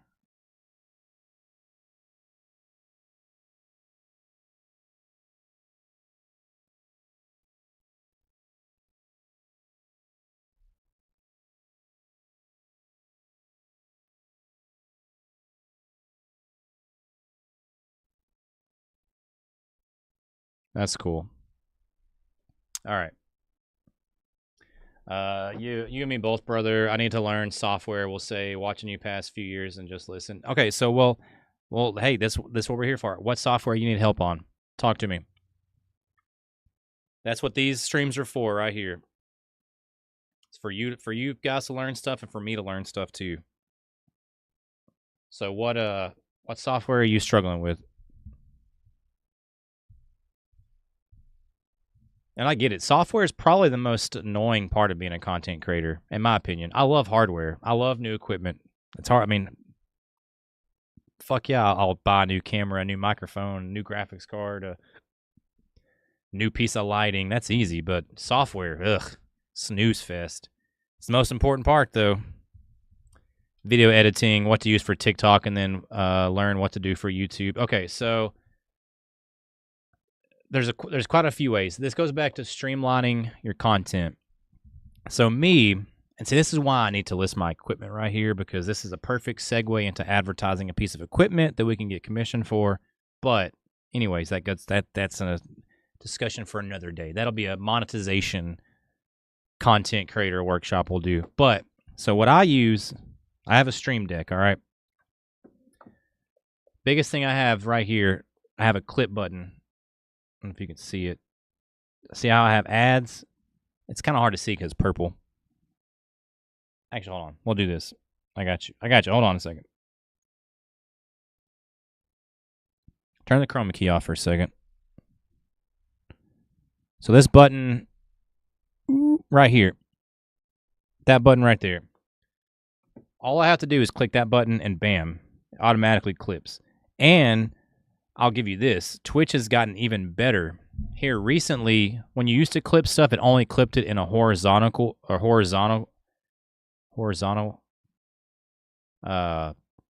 format. Now when you clip it, it automatically does a vertical and a horizontal. So, bam, I clip it, or automatically, while it's happening during stream, I just boom, click that button, it's clipped. I go back after the stream, and that's when I'll download it. What I use, I'll do it on my phone. I use CapCut. It's $19 a month, so I do pay a subscription for it. It's one of the fucking few subscriptions I do pay for because I don't believe in that shit. But it is by far the best software on that I've found on my phone for editing. You can also buy what I used before then. I used a UCut, I think. Hold on, let me see. That's what it was. It was a one-time purchase. Yeah, UCut. I think it was $20. Bought it one time, never had to pay for it again. I used that one for a long time too. What I used to use them for back then was I had to use that software to convert them from the horizontal to the vertical aspect ratio. Now, when you download the clip directly from Twitch, it should be in a vertical format already. So then the only thing you need to do is you need to use, like I use CapCut, and I add like captions to it. Or I'll add like a fade out feature. Like I always have mine, the last like 1.5 seconds of the video, I have them fade out. But I'll show you real quick on. So I do a lot of stuff on my phone just because I'm mobile a lot, and I spend so much time on my computer already. I just don't like editing clips on my computer. I like to do it on my phone because I can do it wherever. There's times where I'll sit on the fucking elliptical or the stationary bike in the gym for 30 minutes to an hour, and I'll just edit clips on my phone. And bam, that's 2 birds with 1 stone. I'm fucking getting some cardio in, and bam, I just uploaded 2 clips to YouTube. You know, like systems, gotta have them streamlined. So I use CapCut. Like I said, I fucking pay for it, and it does suck. But if you're really gonna do this shit and you're gonna upload clips, so that's the number one way to grow a YouTube channel, in my opinion, right now. Like the most low effort way is clipping stuff from live streams and uploading them. They have to be good clips, and they have to be short and to the point. You got to trim all the fat off of them. They cannot be 30 seconds long if there's only 10 seconds of content. Trim that bitch down to 10 seconds and fuck the rest of that shit. Like, make them short and sweet.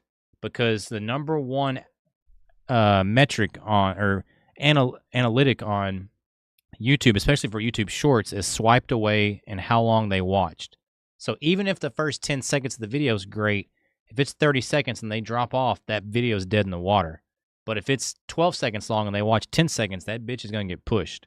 So trim the fat off of, streamline your systems, and, I mean, make it as easily... And you don't have to have a Stream Deck. You do not have to have a Stream Deck to make things... You can add a clip button. I used to use my mouse. I used to just use the fucking... Like, here, I'll show you my screen real quick. This is how I have my Twitch set up right here. So I used to use this button right here. Something happened, bam, I clip. You know what I'm saying? And then, so that's very rudimentary, but I have a Stream Deck and a Stream Deck XL. Oh, damn. You're set, buddy. Slap a clip button on that and then go to town. And clip everything, even if it's something, because I don't post every clip that I clip on Twitch. There's some things that I think are funny in the moment, and then when I go back and look, I'm like, yeah, this is fucking garbage, and I won't fuck with it. But if you're not clipping stuff, we talked about this earlier in the stream, Kappa. If you are just live streaming video games for 8 hours and you're not clipping, you are literally wasting your time. You've got to be putting out stuff on other platforms. And you also got to be multi-streaming too. You can't just be streaming to one platform now. I'm not saying you got to stream to all of them, but I would say YouTube, Twitch, at the bare fucking minimum. A lot of people have been throwing in TikTok recently. I probably should switch TikTok. I should probably throw TikTok in there. I'm still trying Kick. I've never had any results on it yet. I still think it's a platform full of bots. So until something different happens, I'm not going to be convinced anything otherwise. But so far, it's been pretty dead in the water. But we'll see. Be right back getting food. All right, no worries. So does anybody else have any talking points in the chat you guys would like to talk about? I've kind of went over like my plans. Biggest thing was I wanted to get our creator workshop out, and I wanted to the stream room. We've got to get that worked on, and I got to document it somehow. I guess we're gonna have to. I've got that tripod, but I feel like I need something smaller too. I go to Kick and I see mostly gambling. Yeah, that's the biggest thing on Kick right now is gambling and just IRL stuff. We talked about that earlier in stream. We can't do the gambling shit.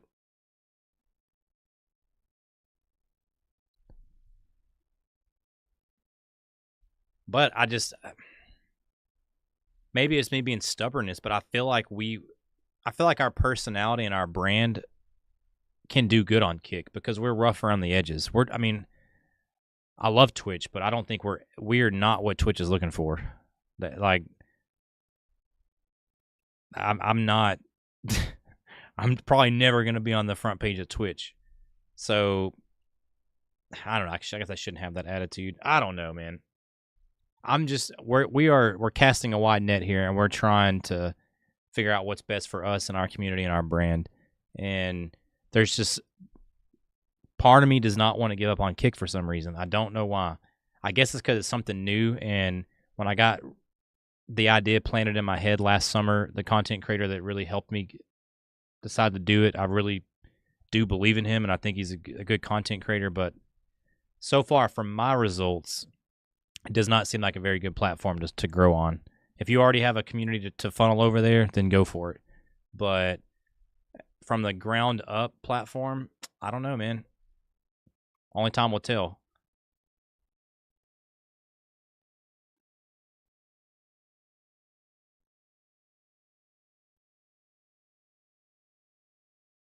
Had an internet spike right there. I still think I'm gonna switch our internet too. I really think I'm gonna swap fiber over here and get rid of this fucking cable internet.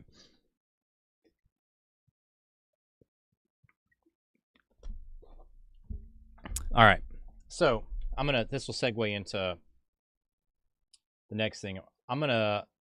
Let's shout out. I'm gonna drop our link tree. If you guys are not in our Discord server, I need you guys to go hop in there, which I need to. Do I have our Kick link still set up? Yes, I do. Bam.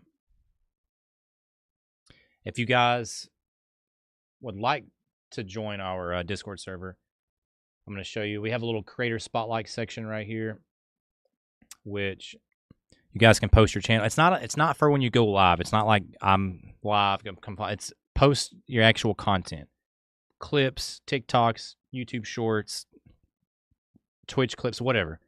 Post them in here. We will review them on stream. We'll react to them. We'll give advice, like whatever you guys want. We also have just a general chat section where we hang out in there, and we talk every single day. Bunch of content creators in here, bunch of like-minded people, and that's what we're trying. I'm going to condense all of the games right here into one section, so that those are going to be going away in the next couple of days. I'm going to merge health and fitness and motivation most likely, and we'll probably keep most of these the same. These are pretty good sections, and then all of the YouTube, Twitch stuff we're going to keep, but the creator spotlight's the biggest thing, and reaction requests too. If you guys have any, just like this is something that Asgardian wants us to react to, so we're gonna be getting around to that at some point. I watched the first 30 seconds of the video. It looks pretty good too. It looks pretty interesting. But if you guys have any reaction requests, bam, post them in there. If you want your channels reviewed, creator spotlight. Just kind of to help everybody, myself, you guys. We're really trying to help our community be based more around the content creation side of stuff. And I mean, we've been doing MLB The Show as far as video game stuff for the past month, just because baseball season and whatever. But I really don't know. I guess we'll probably do maybe some Minecraft stuff with Laughing Man, because he's got a nice server going on right now. But in the immediate future, I just don't see a lot of gaming content right now, because I'm just not inspired by any of it, or not really looking forward to it. Grand Theft Auto will be pretty cool in November. I mean, just because there's so many damn people, everyone's going to be streaming that. So that'll be obviously pretty cool. But other than that, I don't really have much more. We've already been through 6 months of this year, and I don't feel like they've been very good 6 months for the channel. So I want to finish this next 6 months out strong, and I want to go into next year with a whole new direction. And I want us to get closer to being a full-time content creator, because here the past couple of years, I don't feel like we've made much progress towards that. I've been wrapped up in so many other things, and life's just been lifing.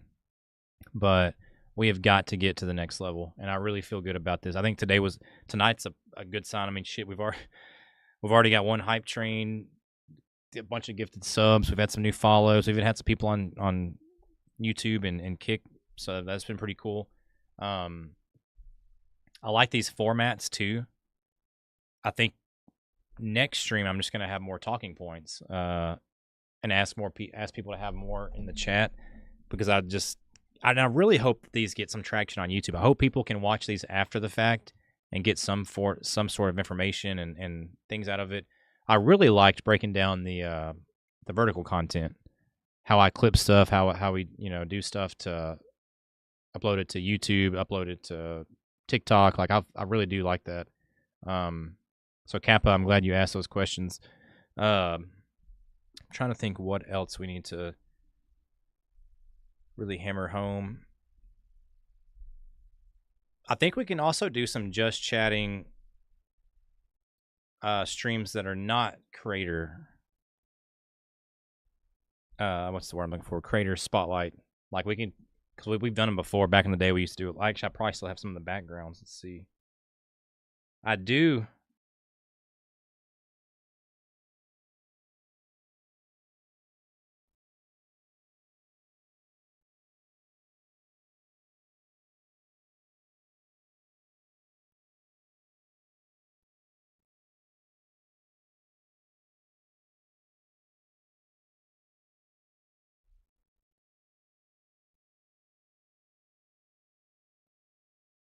Man, I got to clean up some of these scenes. My goodness, look at all that stuff. I got a bunch of the old backgrounds still on OBS from our first, when we were doing just chatting back in the day. That is crazy. God, the channels have been through so many transformations. I really like where we're heading though. If I can figure out how to get these set up on YouTube to work out really good, I think we'll be okay. That's what I'm probably more concerned about. Is on Twitch, I feel like they're going to do fine just because they're going to be considered under just chatting. But how is YouTube going to push these?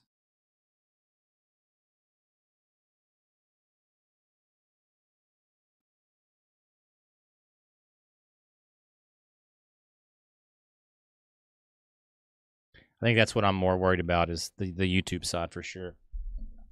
Let's see. Does anybody else have any questions or talking points you guys would like to bring up or talk about? I do need to, let me turn my air down. It's getting a little stuffy in here. Give me 2 seconds. We went over all of Kaz's questions. Boogers had some really good questions. You know what? Let's talk about viewbotting. Let's talk about that. That is a hot topic right now in streaming. Give me 1 second real quick, and we're going to talk about that.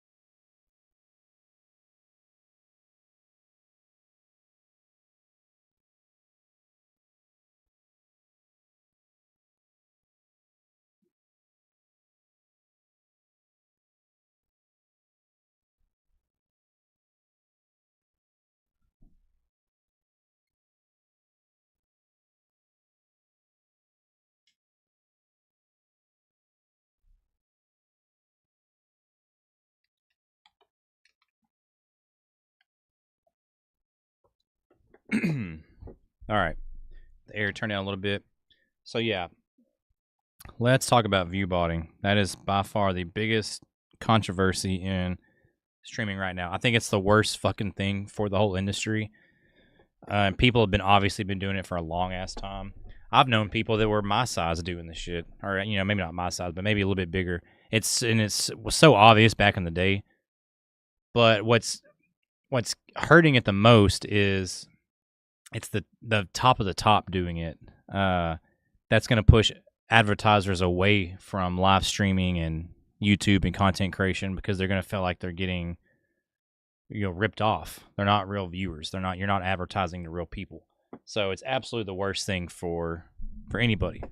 The problem is all of these streamers and big content creators, their entire fucking ego is tied to their viewer numbers, and obviously there's a lot of money invested in it too, but it's fucking dumb. Like it goes completely against what I'm trying to, like, the core values of what I want to do. That's build a brand and a community of real people that are genuinely bettering themselves and bettering their lives, bettering things and for their family and everything else. But like view botting is just, it's fake. But it's that fake appearance of, it's kind of like driving a fancy car that you don't own but you're leasing. Nobody knows that, but all they see is that you're driving a Lambo. In reality, that you don't even own that car. That fucking, you never will. Or if you are making payments on it, you're making a $3,000 car note every month and you're broke. So like, it's that appearance of trying to be something you're not. And that's where I have a lot of confidence in, like, what we're doing is, it might take 10 fucking years. It might take way longer than where we're going right now, but I at least know and believe that what we're doing is real. I can go to sleep every night and, feel good about what we're doing. And I don't have to worry about, I guess, morally if we're on the right side of the fence or not. But I do think that view botting is just, it's stupid and there's no point. And it almost makes it almost sours the industry because it really takes the mask off too. But I don't want to believe that there's only 1% of people making livable money do it. Like, that's just, I don't believe that. So the view botting is something that's just not good for anybody. I don't think it's good for the content creators. It's not good for the advertisers. It's not good for the platform. Like, it's just terrible across the board. And if you're a smaller content creator, I just don't know what's the point. Like, if you don't have the capacity to hold viewership right now, what is the point in botting another 100 people or 2,000 people? You know what I mean? You don't have the foundations, you don't have the skills or the content to even keep them there. So what's the point? But I don't know. I don't know how you guys feel about that, but it's a big thing going on right now. And I've seen people do it. I mean, it was obvious as fuck back in the day. You'd have somebody that would be partnered on Twitch. They'd have exactly like 75 to 100 viewers every stream, and they would have no gifted subs at the end of the month, no fucking cheers. Like, it's just plenty of people. It's not hard to, it was so easy to spot back in the day. Especially like if you're partnered on Twitch, you're getting more than one gifted sub a month. Like, that was a way to tell. But now it's easy to tell by looking at people's Twitch tracker. That was something too. When people raid out, the bots don't follow, so that's another way to like prove people are view botting. They're really cracking down on it, and that they probably should, because like I said, it's not good for anybody. I don't think it's gonna scare advertisers away from wanting to pay these platforms, and Twitch has never made a profit to begin with, so it's not good. We don't need another adpocalypse like YouTube had a long time ago. But it's always a few shitty people that ruin it for everybody, right?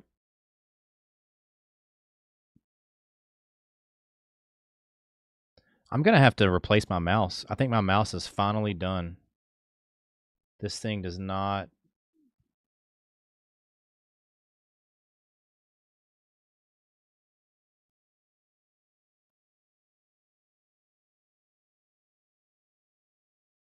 just does not work very good. I cleaned it out with I bought a little air duster for all of our electronics, and I think I fucked something up on it, to be honest with you. It double clicks everything now. It just does not work very good. All right, let's see what else we got. So we've talked about, I guess we can talk about platforms. That's nothing. So like I said, I've been multi-streaming to YouTube and Twitch predominantly for the past year. I've been trying to sprinkle in Kick a little bit. Like I said, Kick's just a whole other monster on its own. I feel like it's just nothing but bots.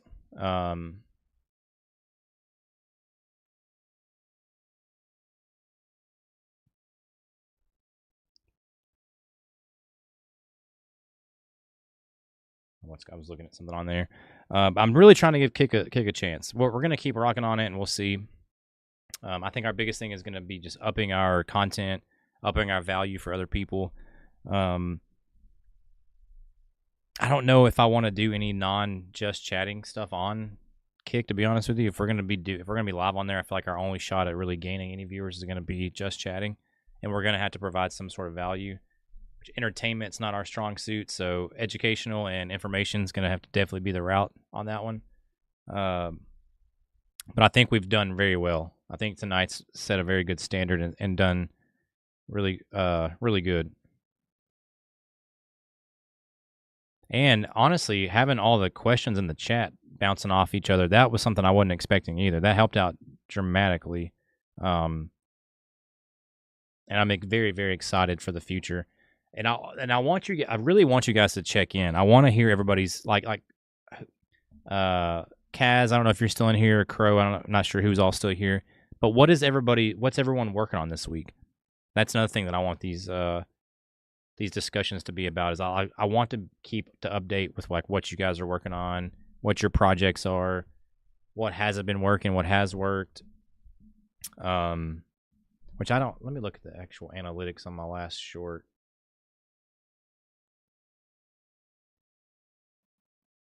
Yeah, terrible. Average percentage view 59%. That one's pretty much dead in the water.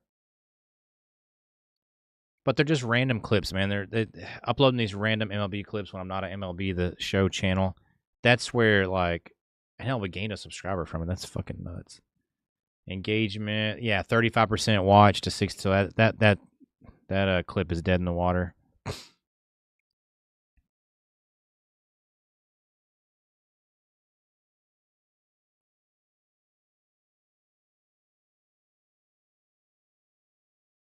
That's okay. I really do like YouTube Shorts, though. I really do like uploading clips, and like I feel like I've learned a pretty good amount of like how it works.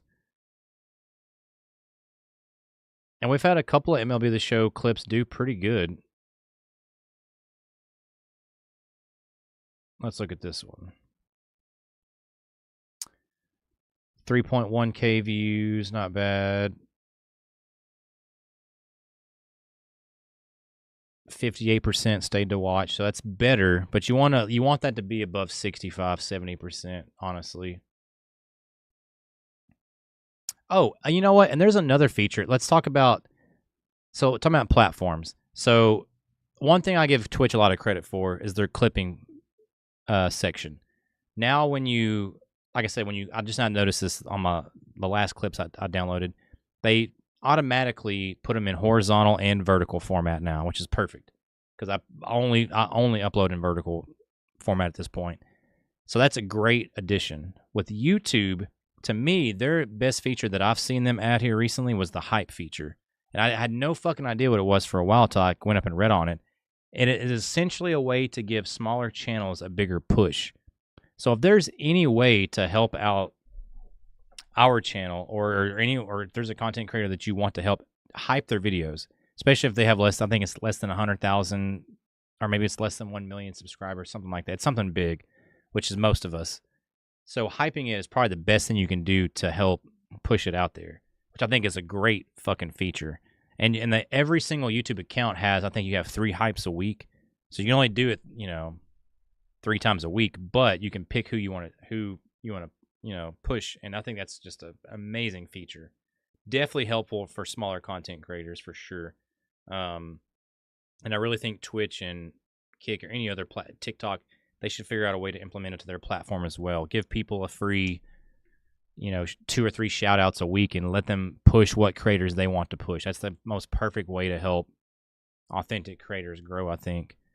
Which YouTube is just so good, man. They're by far the best.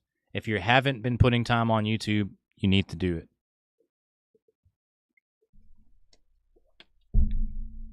It's by far the future platform. I would probably put more of my time on YouTube than I would any platform at this point. That's just, I guess, my personal opinion. All right, so far the YouTube stream is not doing good. But that's okay. I kind of figured they were gonna do a little bit of struggling. I just don't know what category to put these streams in. I don't know if they should be in people and like I really don't know. I have no idea.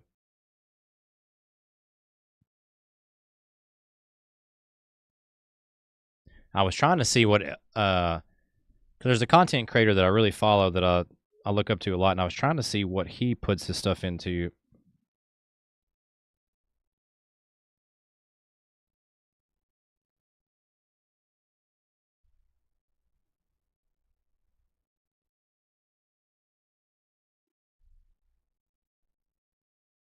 Let's see here. I don't think it'll even tell me.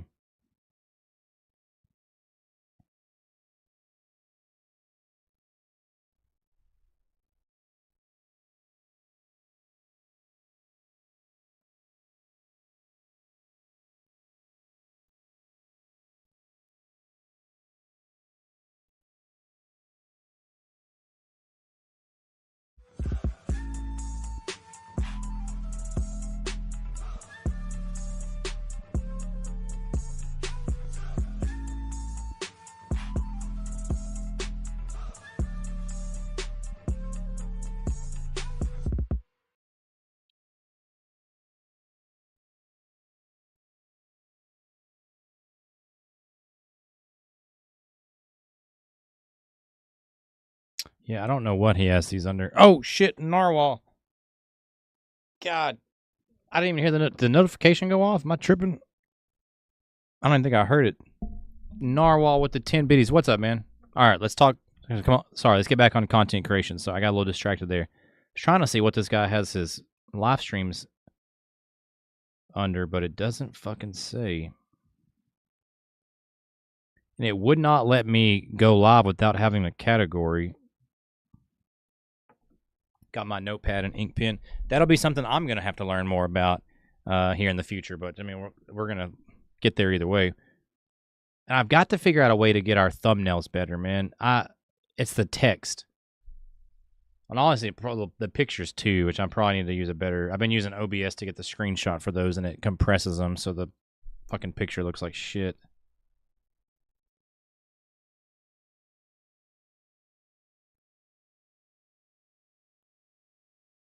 Yeah, that's the thumbnail right there. We got to do better than that.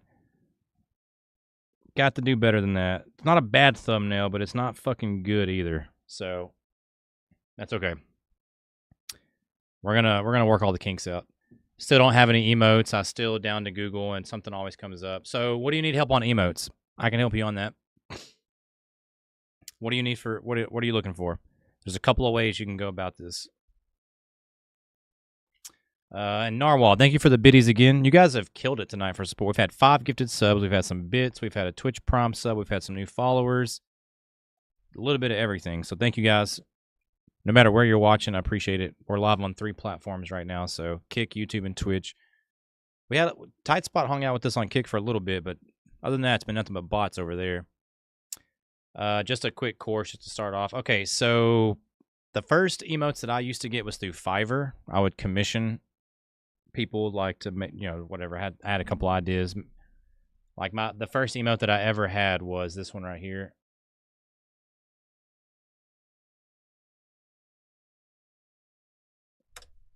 The crying frog touchdown emote. That was the first one I did. And then such a good emote, peak emote. That's a great one. That one's been used a lot. It's always going to be on the channel. So that was my first idea. I commissioned somebody to do that. And then like these like yes sir and raid and hype. I did all of those just in Photoshop myself. Those are fucking trash. You don't have to do that. What I would recommend, all of my coolest emotes that I've got, like these. I'm just going to do a bunch of different ones.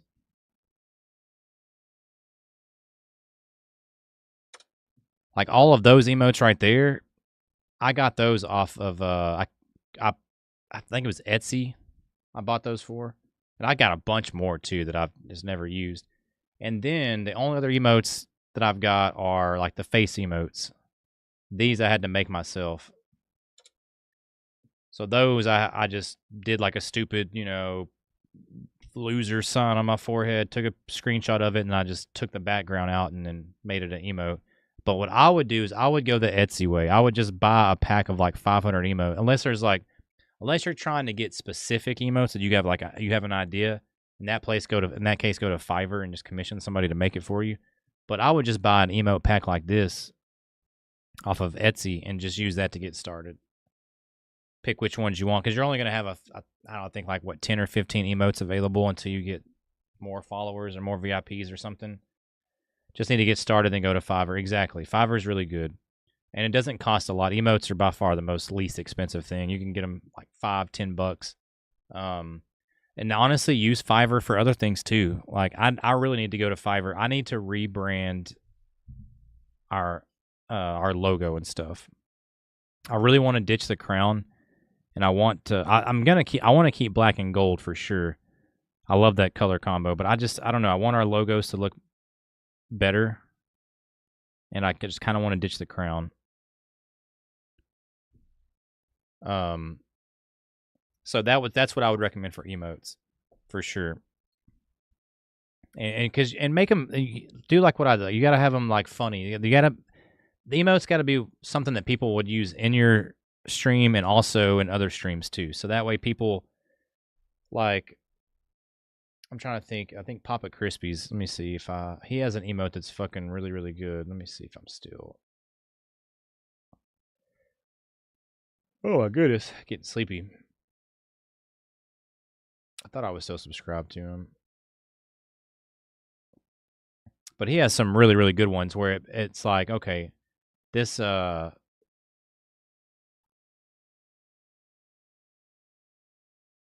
makes me want to keep this sub active just for this emote.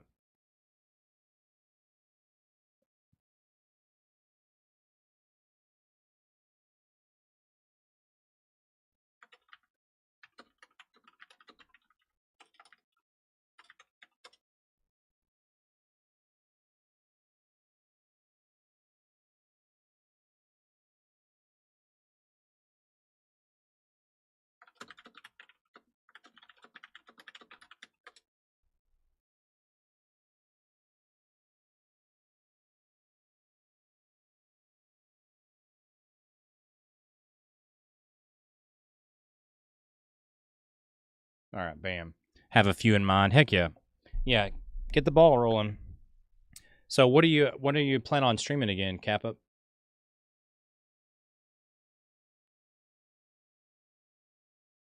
All right, so we went over a lot of stuff tonight. We went over some tips and tricks. An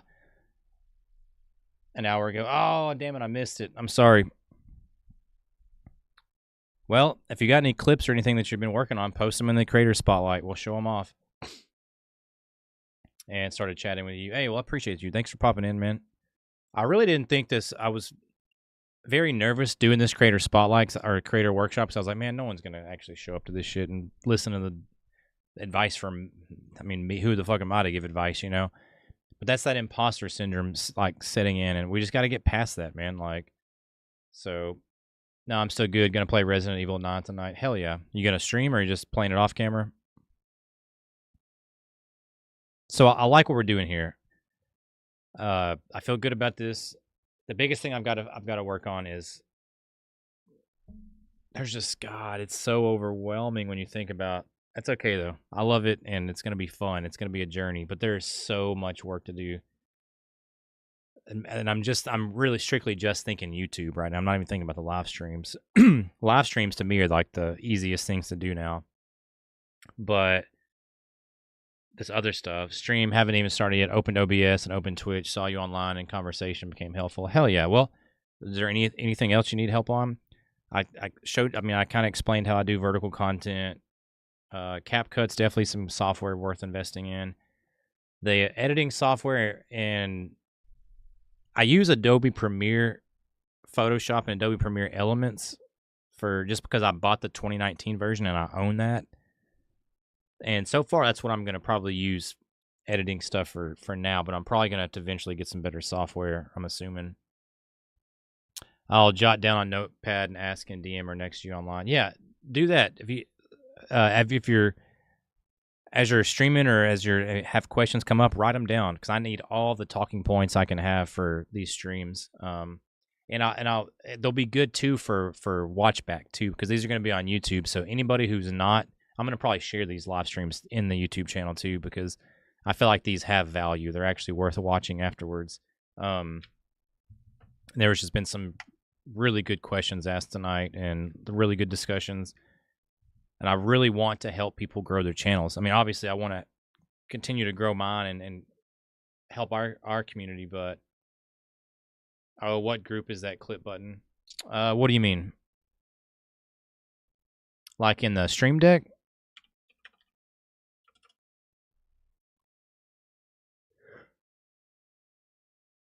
Oh my goodness.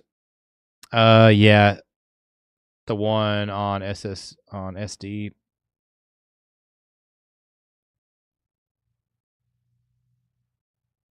Yeah, it was just a Twitch.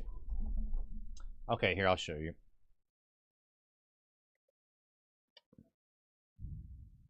So it's gonna. I've got Twitch, OBS, volume control, YouTube, Kickbot, Discord. So you need to download this Twitch add-on, and it gives you all of the commands right here. So create clip right here, and then that's all you get. And then of course you just tie it to your account. But when you download the Twitch add-on, it also gives you a bunch of other shit that you can. I have a play ad. Like if I'm going to the bathroom or something, I'll hit run ad just so when I come back, the ads are done and pre-rolls are done. But yeah, there's all kinds of stuff on there.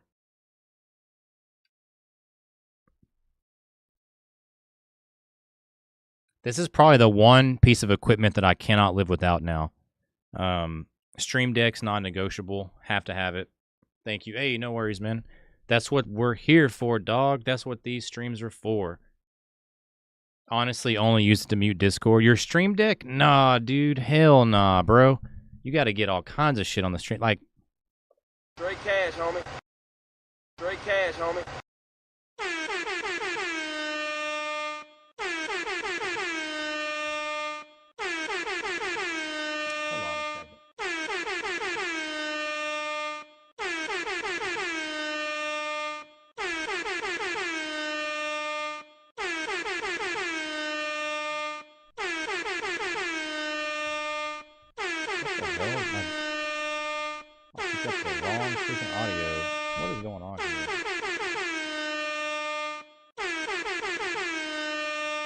I have two different audio things going on. All right.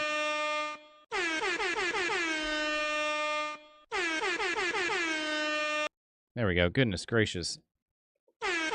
Why is my audio not working here?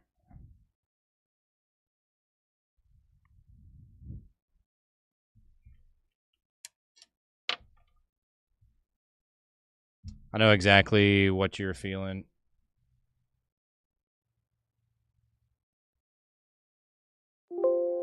There we go. It's because of it's this mouse. I'm going to have to replace my mouse. It was double clicking, so everything was muted. Yeah, I can hear it now. Straight cash, homie.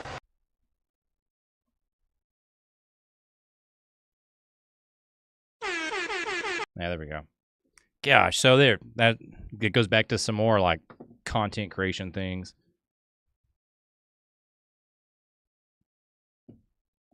All right, so we got that fixed. So the best thing is need baseball ones when I play. Yeah, exactly. Sound effects. The biggest thing is having a clip button. That's non-negotiable. We talked about that earlier in live stream. If you're not clipping, you are wasting your time. I'm not even saying that to be harsh, but like, and I've also like, you've got to be doing something. If you're playing a game and I come to your stream and you're just doing this,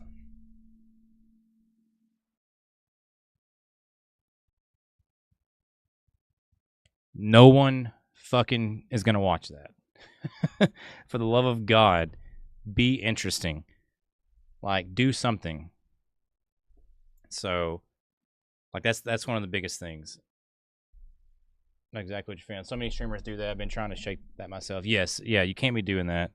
So many people will sit there and stream for 8 hours and say 4 sentences and be like, yeah, no one showed up. Well, no shit.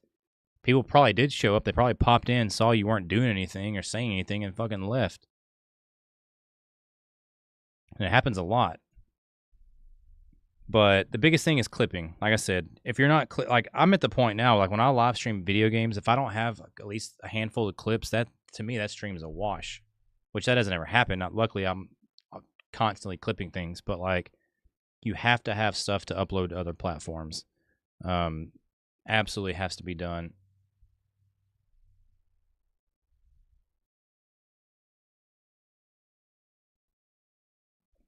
So make sure we do that. Doing that. I've been trying to shake that myself. I'm trying to think what else. What did I even have this hooked up to?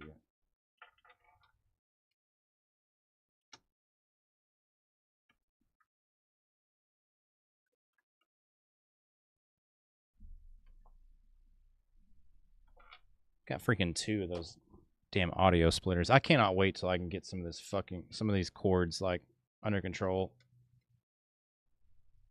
My cords management is absolutely terrible.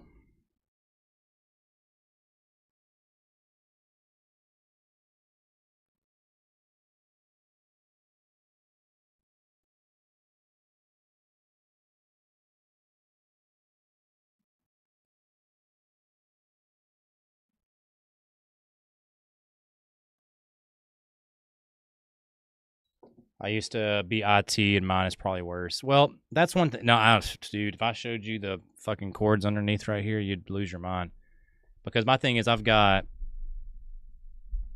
PS5, PS3, Nintendo 64, Super Nintendo, PlayStation 2, 2 capture cards, HDMI splitter,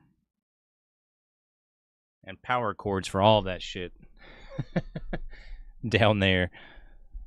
It's which we're gonna be ditching a lot of that on the new stream setup because we're just not gonna be. Which we'll still have it in the stream room, but it's not gonna be around my immediate setup. I mean, it's fucking disgusting, bro. I hate it. I've got it even as clean and like there's an Ethernet cable right there that's just there. And see, and I also have a short in my fucking display cable.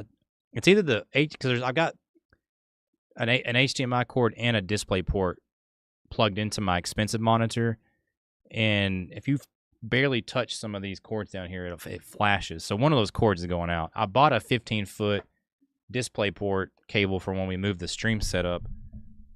I'm pretty sure that's what it is, and I want to get away from HDMI cords anyway. There's really no fucking reason to use them. Good lord, yeah, dude, it's terrible. My I'm streaming inside a walk-in closet, for God's sakes. I don't want to hear no one say start at the bottom. Like, we have been putting in work and grinding in a fucking 2x2 area for years. And it's time. I've graduated to I need an office at this point. There's just no way around it. Especially if we're going to pivot into this next section of content creation. It's going to be based really on monetization and making money and building a brand like that. What we're actually striving to do. And I really feel good about this stream and the directions. I just really hope people can. I want them to watch the streams afterwards and get some advice out of this. But this is our first one too, so I feel like they're only going to get better as we go on. I'm gonna make people really seek out some talking points, like you've been really good, Kappa. Just because I know these are things you're actively working on and going to apply to your channels. I want more people like that. I want to give every bit of knowledge I have out and give value to people, and I want our brand based around that. I feel good about it. I really do. I think we've got the foundation. I think we have the skills. Right now, it's just going to be about getting better every single day. The Discord server is a big thing, which, again, shout out to our Discord servers. I'm going to drop our link trees again. If you guys are not following our YouTube, Twitch, Discord, Kick, TikTok, whatever it is, be sure to toss us a follow. Helps us become a full-time content creator. Yo, hey, what's up, Clutched Up? How we doing? Welcome in, welcome in. So what else? What are some other questions you need, Kappa? Any other things you've been struggling on as a content creator?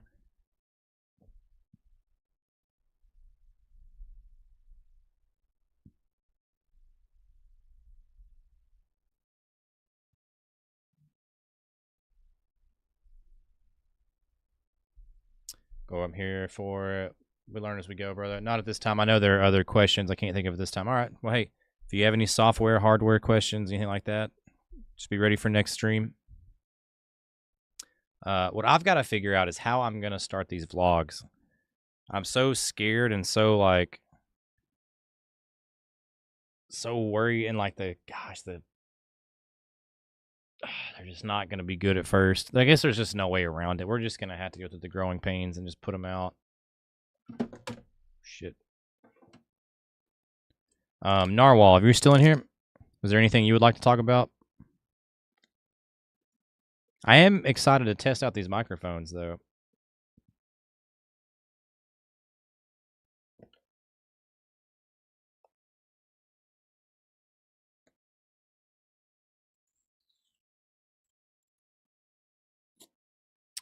Designed in Australia, made in Thailand. So that explains why they're so good. They're Australian.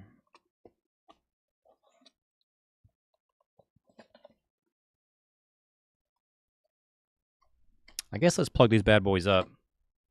I need to at least make sure they're charged, I guess, for when we do start working on them.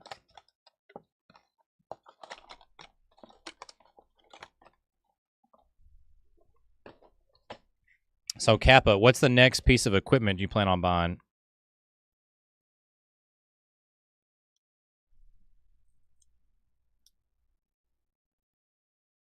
Oh, this is disgusting. It's a fucking Type-C to Type-C. What the fuck is this, bro? Why in the fuck would you do that?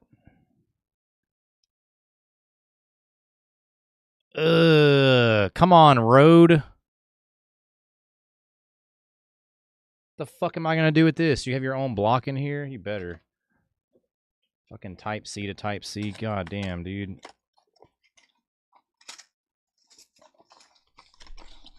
Fuck no, there's not. Now, how in the fuck am I supposed to charge that? I mean, I've got other Type-C chargers that go into, like, USB-A, but, like, what the fuck, Rode?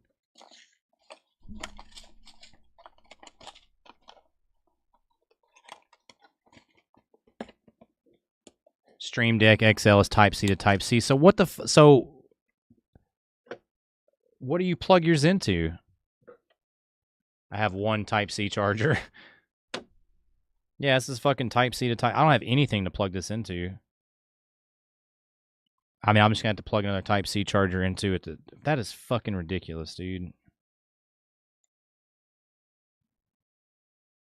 And I love Type-C chargers. They're a great motherboard. Damn, really? So you gotta plug it in the back?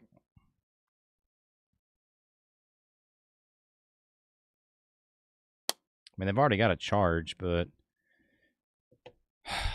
whatever. That's another thing. I would love to do tech reviews, and like I love reviewing products, but I don't have the fucking money for that at all. Unless you guys make us blow up. There's the review videos are not going to be in the budget. I mean, they're a good tax write-off, but fuck, you got to have the money up front first. I can't buy no $3,000 camera and then write it off and make no money on the videos. That's just not. I can't do that. Motherboard also have a port on the front. That is crazy. Oh, let's go. Arctic with the raid. Welcome in. Yeah, buddy. Lightweight. Yeah, buddy. Lightweight. Welcome in, everybody. Arctic, how we doing, man? Welcome in. Welcome in. I appreciate that. Everybody, welcome in from Arctic Stream. My name is Dirty Casual. We are doing a creator workshop stream tonight. So we've been talking about nothing but content creation all night. We've been talking about tips and tricks, offering advice, what hardware to use, what software, what works good for vertical content, what doesn't, anything. So if you guys are looking to grow your channels or looking for a community to hang out with and learn about the business side of content creation or anything like that, this is the spot. What is up, Arctic? Was doing great. I'm almost done with the third act of Warcraft 2 War campaign. I know. I saw you playing Warcraft 2. You know me. I love me some Warcraft. For the Horde, baby. Welcome in Rebel Jack and Minister Hog. How you guys doing? But yes, welcome in everybody. Like I said, Creator Workshop. We're talking about content creation right now. So that's all. That's anything. Any questions? Anybody? You guys have the floor right now. Me and Kappa have been just discussing how to get good emotes, how to clip stuff. I've been talking about different platforms and like I've got some new equipment that we're going to be tested on. Arctic, this could be something that you could add into the conversation. One of the things I want people to talk about in these creator workshops is what are your plans for this week for content creation? Mine was to get this creator workshop out, and 2, I've got to work on our stream room at some point. I've got to build this L-shaped desk. I've got to build some softbox lighting that I've got set up. I've got another tripod I got to set up, and there's a lot of stuff I got to focus on. But that's our main goals for this week, and we're transitioning away from gaming content. So I'll really wanting to head into the direction of helping other content creators grow their channels, helping people get brand deals. I want to document the journey getting my first brand deal. Like, there's all these things that we're transitioning into. So thank you for the raid. I know I've been kind of rambling, but I wanted to kind of give everybody an idea of what we're doing here. Which, if you guys would like to, I'm going to drop our link tree in the chat that has our YouTube, Twitch, Kick, TikTok, all that good stuff. I am going to show off our Discord for you guys real quick. If you guys are looking to hang out with content creators and find like-minded people, right here we have a general chat section. We also have a creator spotlight section where people can share their videos, their TikTok clips, Instagram, whatever you're uploading, and we'll show them off on live stream. We'll react to them. We'll offer advice. We'll promote them. That's another thing. Like, Laughing Man's one of my real close friends. We promote his stuff. With that being said, if you guys are not following Arctic, about to pull him up on stream. Definitely go check out Arctic Shaxter. Does a lot of retro content. Great guy, one of my long-term friends here, but very, very, very good streamer. If you haven't checked him out, go check him out. He's on YouTube as well. I'm pretty sure. Let me make sure. I know he's uploaded some stuff on there, but definitely go check him out. Yeah, YouTube right there. Oh my God, we're not even subscribed, but we are now. That's what we're doing these right here. So go check him out. Great guy, great streamer. Thank you for bringing your community here. I really appreciate you. And good luck with Warcraft 2, man. It's a great game. All right, we got our chat still pulled up. So yes, welcome in everybody. Arctic, when is your next stream? Jackass wrote off a $60,000 truck because they used it in one of their videos. Exactly. The tax write-offs are crazy.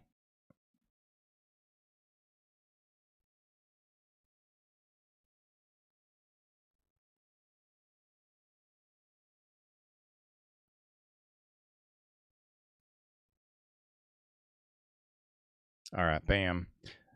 Okay, so let's get kind of getting off topic here. What was our next talking point here? The biggest thing, the next creator spotlight, we're gonna need more questions. And that goes for any, like, what if anyone is struggling on a project right now, or like maybe they want to pivot with their channels, or they're needing some help with whatever. Like, that's what these are for, man. They're open discussions, and I want to learn stuff from you guys just as much as you learn from me. So that's really where we're heading in the future. At least that's my goals.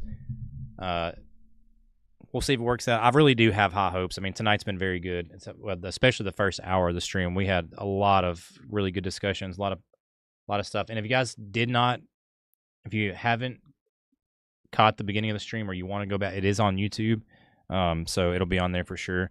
Let me pull up. Not the best, not my best thumbnail, but it'll be on there. Content creation. Creator workshop. So,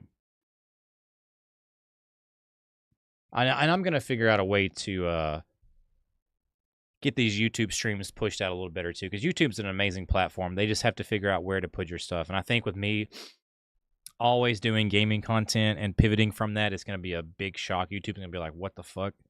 So it might take it a minute for it to find the right crowd, but I do think that people are going to find this, and I think it's going to be good for everybody. It goes back to bringing value to people's day. And me, I'm just not focused on entertainment enough. Like, I don't want to be someone who's constantly having to do crazy shit on live stream to keep people's attention. But what I can do is offer value and instructional tips and tricks, what worked for me, what didn't work for me, share my experiences. Like, I can offer that, and that is worth something. Like, so that's where I'm going to be pivoting and focusing my energy going forward. And I'm just super excited, man. I want to get into this vlogging, and I want to get into non-gaming content so freaking bad. I want to get a routine down for like filming and getting B-roll footage, and there's a million things we want to do. And like the videography side of things, I want to get into that because it's just so fascinating. And like the daily vlogs now for people, they're fucking high end. Like, these are not like, I mean, don't get me wrong, you can still record shit with just your iPhone and get away with it. But like, man, people are getting B-roll footage with drones and all kinds of crazy $6,000 Sony cameras. And like, I don't know, man, that shit juices me up. Like, I love that. I think that I freaking love, because I watch everything from a content creator's view now. So even when I'm consuming content, being a lazy fuck, not doing anything, I'm still watching those videos as if like, all right, if I was going to make this, what steps would I have to go through to make this? And what equipment, what software, like what would it take to get from where I'm at right now on my couch to, you only spend $7,000 on your camera? Pfft. What are you talking about? I got a $14,000 camera right now, son. What are you talking about? It's called a Logitech. No, my next camera, actually, the one that I want is a Sony FX3. It's about $3,000, so that's our next big boy purchase, but I don't think we're quite ready for that yet. There's no point in buying a $3,000 camera to stick it in front of my shitty green screen. You know what I'm saying? Can it hang with my Logitech 150 camera? It's 4K. I probably have the same camera that you've got, and honestly, I've been a Logitech guy my whole life. Logitech and Corsair, like the two brands that I like really do swear by. But I'm gonna be honest with you. That Logitech 4K camera,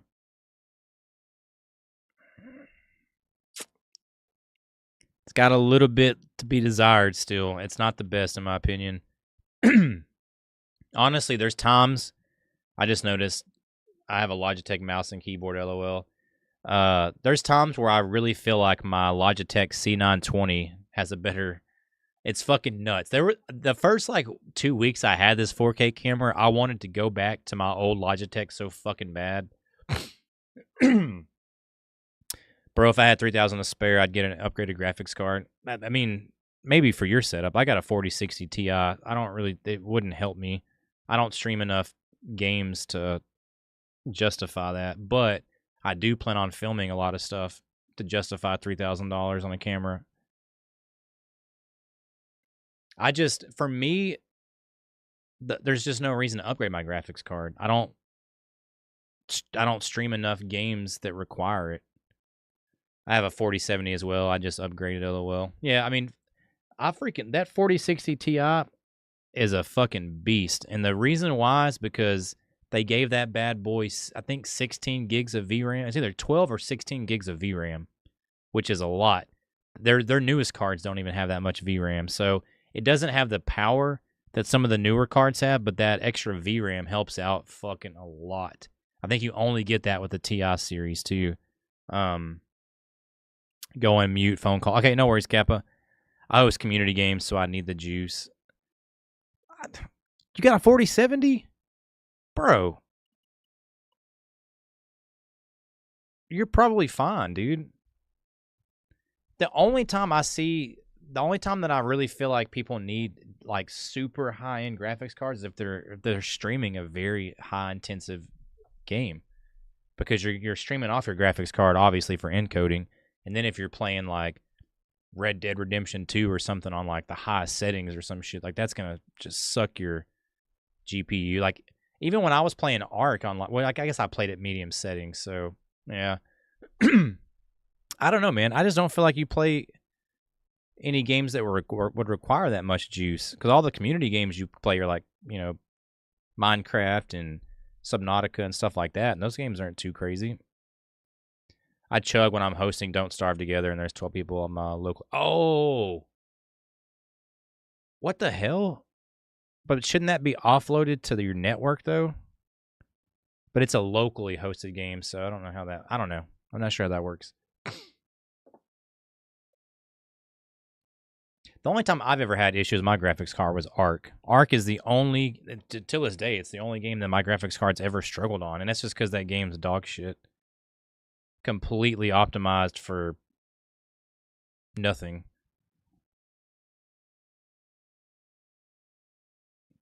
Dude, I'm so glad I got away from Ark too. I really do miss it. I miss the dinosaur aspect, but they're just fucking ruining that game.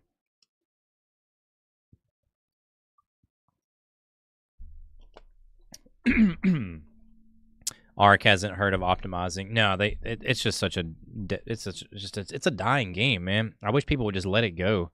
Quit supporting that fucking shit, and they would create Ark 2.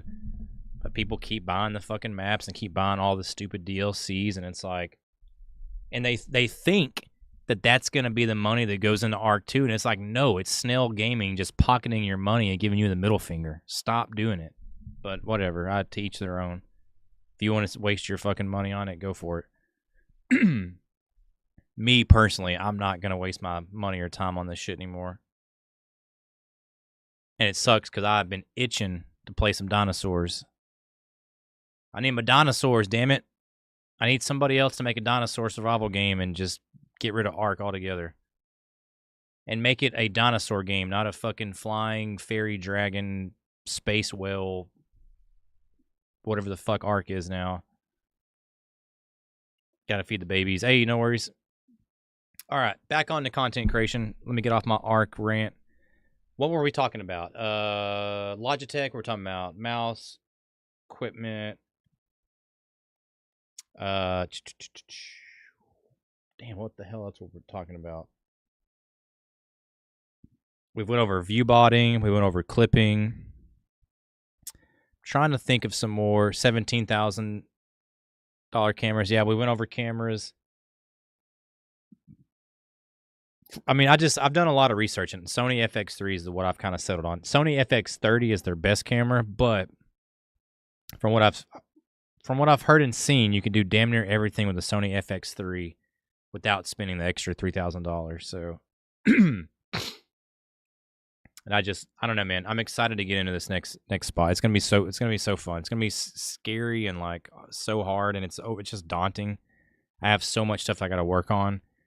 But it's gonna be worth it, man. It's delayed gratification, just like working out. Like you can work out for 2 months, not gonna matter. But on that third month, you might finally start seeing some results. Same thing with this, man. Live streaming was the instant gratification. YouTube is the delayed gratification, and we have to get more on board with that. And that's just gonna be a me thing. 'Cause I'm impatient. When I have content, I want to put it out. I want instant feedback, and we just got to slow it down. Discord is going to be more important now than it's ever been, especially dialing back to streams. Going to be less streams, and they're probably not going to be as long, but I want them to be more valuable. Like I said, if I want my live streams to be at this point where if you don't catch them live, you're like, I better go watch that. Because there's going to be some value on there. You're going to do wellness tutorials. What do you mean wellness tutorials? I mean, I have been I've been doing really good here the past week as far as my eating goes, and obviously working out. But I want to document that too. What I've got to find. I showed you guys that tripod off on the last stream. We're gonna use that for filming stuff in the stream room, obviously. What I need a small tripod or something that I don't want it to be I want it to be fucking small. Something that I can take to the gym and stick it in a corner somewhere where it's kind of inconspicuous, and then just film me doing some exercises. Like, just to have some B-roll footage, honestly. That's really all I need. I don't want to be in there making, like, instructive gym videos. I don't have that confidence.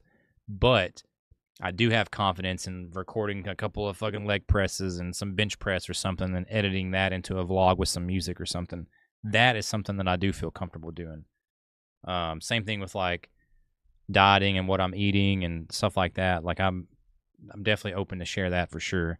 That was my whole plan when I created those sections in the Discord years ago with health and fitness and motivation. That's what those were originally for.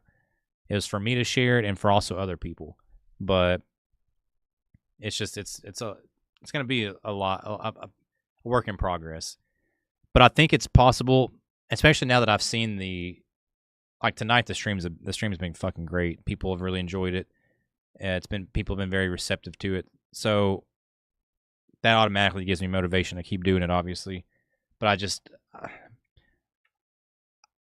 me personally, I've never felt like my content was valuable to anybody. Unless you were there during it. Like if you were there in the live stream when some funny shit happened or a good time happened, we all enjoyed it. But past that, it wasn't bringing nothing to people's lives. Like, or at least I didn't feel like I was. I don't like maybe some people feel like I'm entertaining enough to spend their time after work watching me. I don't personally. So this is the first time where I actually feel confident in like, okay, I feel good about this. This is stuff that, yeah, maybe the thumbnail is not good. Maybe the tag and titles are not the best, but I truly believe on what I'm doing. Breakdance tutorials win. What are you talking about? Ray Gun. That's the best breakdancer ever. You don't need me. You need to go watch her. The Olympic breakdancer. But I feel confident this is going to be something people can go back and watch. Like, damn, that was some value. Like, the biggest thing, like earlier, I pretty much broke down how I make my YouTube shorts. I literally, from the clip button all the way down to the software I use and the processes I go through. So if you guys want to know how to make clips or how I do YouTube shorts, bam, there you go. I just gave you all the shit that me and Laughing Man just spent the last year and a half sifting through to figure out what works. I just gave to you in 10 minutes. Literally. And if you want to grow your YouTube channel, the most low effort way, it is by clipping 100%. And not all clips, and it's pretty much like playing the lotto. Like most of the clips are not going to hit, but the ones that do are going to carry you. It's going to give you momentum, and it's definitely going to give you motivation because it's just a dopamine hit. Breakdown. I want to see that clipped. What, the part where I was breaking down our YouTube shorts and stuff? Damn, you're right. I should have just clipped it while I was fucking talking to Kappa about it. I literally was talking about the clip button. But yes, like that's just, and next stream I'm going to have more. I might even use ChatGPT just to give us more talking points too, because I really do like these discussions, and having people have input in the chats is like on steroids. It makes it so much easier to have some input. Yes, sir. Yeah, I do need to probably clip that. Also, Laughing Man, one thing we were talking about earlier, I really think I'm... Damn it, it's the walls, though. Maybe I can put more studio. So, the walls here are all white. And what I'm trying to get to is I'm trying to get our channels to be a more dark and cinematic aesthetic. So that's why I bought the softbox lights. That's why I want to lower the lighting. I want it to be more, and I can't really do it with the green screen in here, but I want some more cinematic lighting and more dramatic tone. The only thing I'm worried about with this room is it's just a solid white, and it's just a basic white walls. Maybe I can put studio foam up behind where I'm going to be streaming, so it at least adds the dark aesthetic, because I really want to get away from the green screen. I mean, I don't want to, but I also want to push the boundaries and like step out of my comfort zone, and using a green screen is my comfort zone. But I don't know. That's just, there's so many things. So we're going to start chipping away at it this week, and I'm going to post some updates for you guys. $30 Hex audio panels. You can hang them and they look clean. Yeah, I've got a bunch of panels in here right now. Let me see if I don't know if I can turn my camera where you can see. You can kind of see one right there. Kind of see by the gifting goat board, the ones above there. But I've got those foam all around here. Which I'm sure you guys have probably seen pictures in the Discord. I've posted pictures of this little setup room. And man, it's just I just had something just kind of hit me. That's crazy. We've spent years streaming in this room, and we're about to be done. Like, there's only a handful of streams left in this room, and this chapter's done. Like, we're moving on to bigger things. That's fucking crazy, man. Man, I guess I've never. There's been so much shit going on. I don't have time to sit here and really think about stuff a lot of the times, and there's been so many memories. You're getting your closet back, bro? Yeah, I'm going to have space to put my clothes. Then I'm not just going to be sitting in a fucking clothes hamper 24/7. But God, dude, it's going to be nuts. We're going to look back on these times, and we're going to probably miss this fucking setup. As much as I hate it right now and I dislike not having any fucking space or room, this little cubby hole is where we built everything. We started with fucking nothing and slowly pieced together what we have now. And that's something I am proud of. As much as the channels might struggle and things that, like, we have been through so much shit. So much stuff.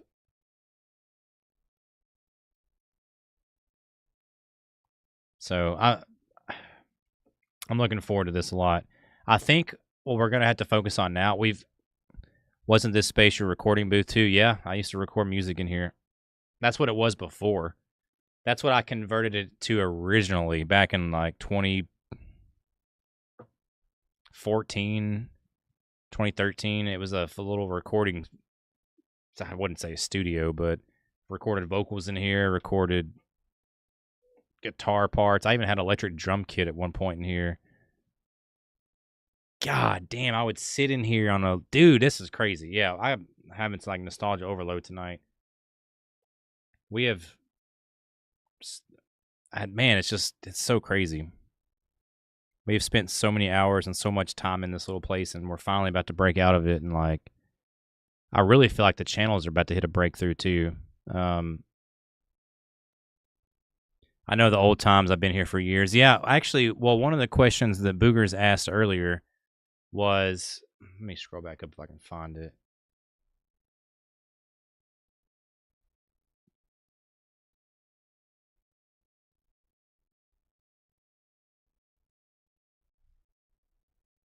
Yeah.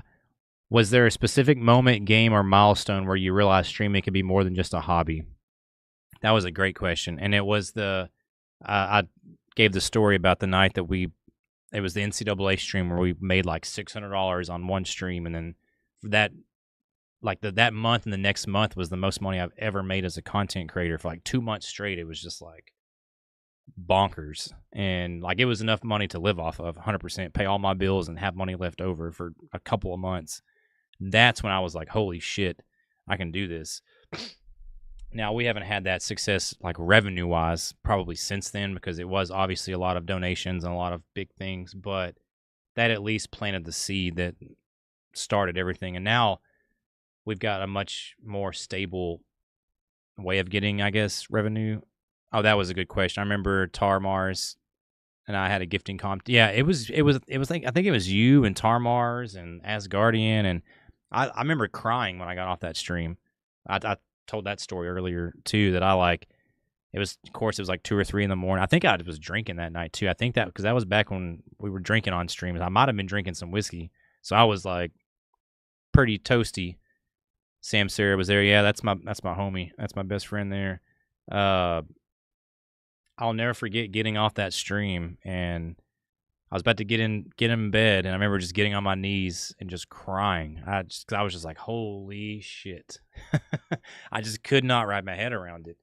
I was just like, I actually have people that will fuck with me and actually help. Like, I just couldn't believe it. Could not fucking believe it.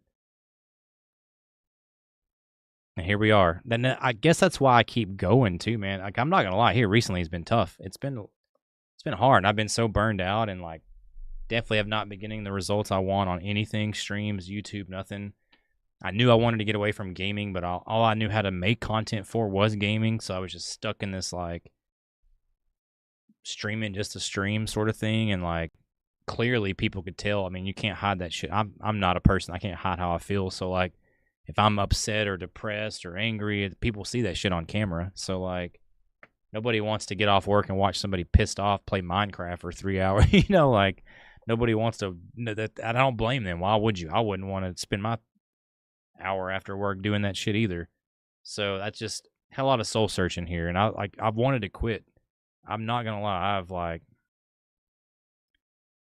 There's been times where I was just like, man, fuck it, this is not worth it. But there's too many people in the community. There's so many people out, like in my personal life, my parents, my girlfriend, my friends, my random people you meet along the way. There's so many people that just keep pushing me to do this. So I'm like, I can't fucking stop. I just can't. I got too many people, and I can't fail.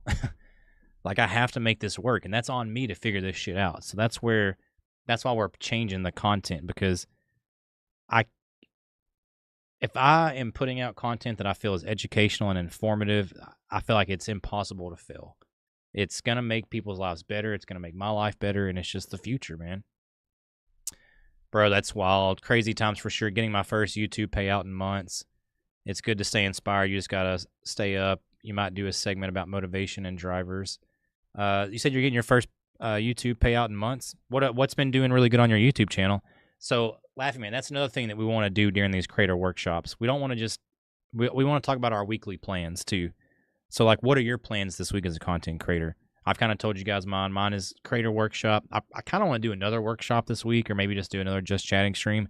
But I also have got to get the stream room. We got to start working on it. And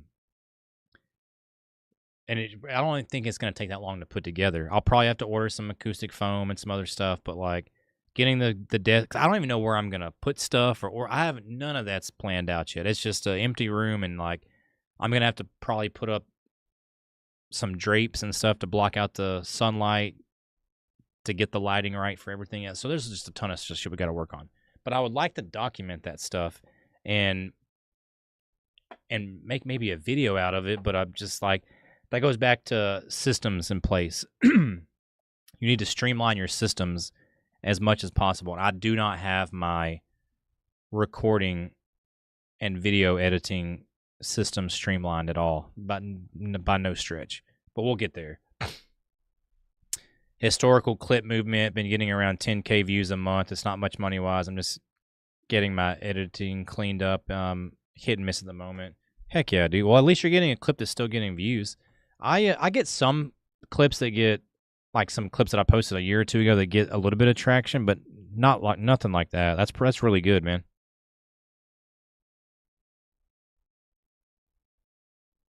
But my YouTube probably has no idea what to even do with my channels a lot of the times.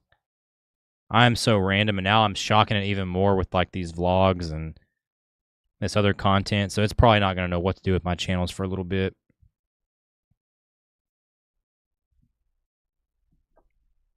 But I got to do it, man. I have to commit to this, and I have to get away from just gaming stuff.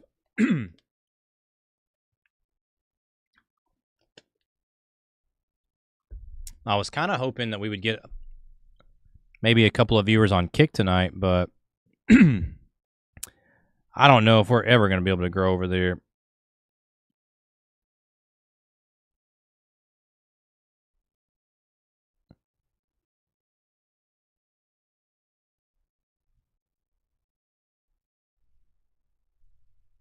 I mean, we're going to keep at it. I'm not going to give up on it. Something tells me to stick with it, so I'm going to keep doing it for a little while, and we'll see. I would love to get the Kick crowd in. I really feel like they would mesh well with our community, just because I'm super rough around the edges, and so is Kick. So engagement is between 40 and 70% per clip. That's a huge variance. Watch percentage is solid around 99%. I got to push it over 100%. Yeah, that's not bad. Not bad at all. My MLB clips they were kind of hit and miss. They weren't ever going to do as good as the Minecraft stuff, but and I still feel like my Minecraft clips didn't do as good as they could have done.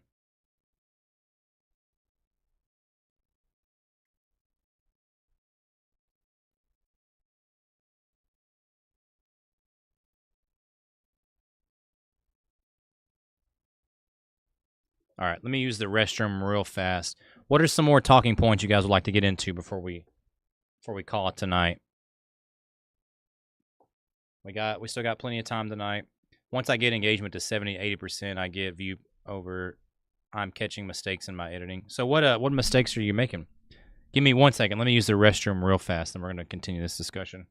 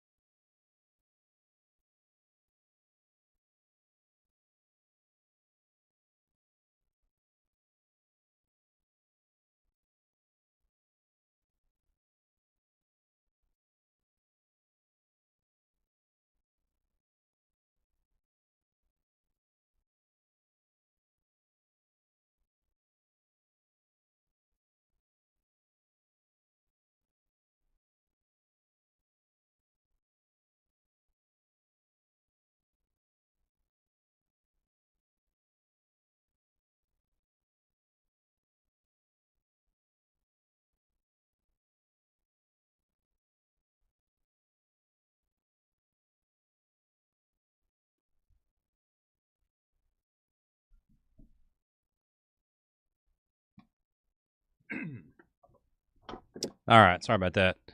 I'm catching mistakes in editing. Shorts over 20 seconds just don't work for me. Gotta keep it in that sweet spot. Oh, I agree, man. I've tried my best to always keep mine as like 10 to 15 seconds, kind of my sweet spot. I was thinking about making looping shorts to pump up engagement, but it almost feels artificial. Hey, I had one stuck on there today. There was a guy who was digging up in Minecraft. It was a 7-second clip, and he was like, the comment was like, "You won't believe what my friend built," or some shit like that. Like, it drove curiosity, right?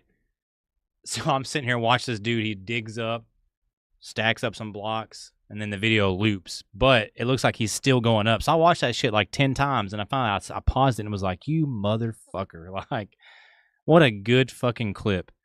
And of course, the bitch had like 50,000 likes and was pushed to the moon. But I was like, man.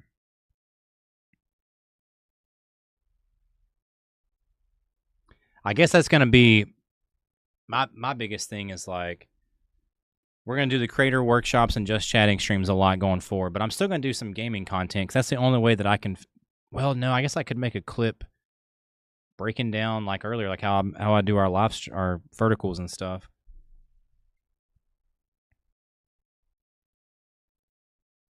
So I don't know. There's a lot of stuff to think about going forward, but I will say, yeah, that kind of stuff. I realized that you get around $1 for 7K views on shorts for gaming. Yeah, well, and that's the thing too with YouTube is like the amount they pay out is different for everything, and gaming is probably by far the lowest of the low. Let's go. Celebrating my 6-month mod anniversary. What's up, Rush? How we doing, man?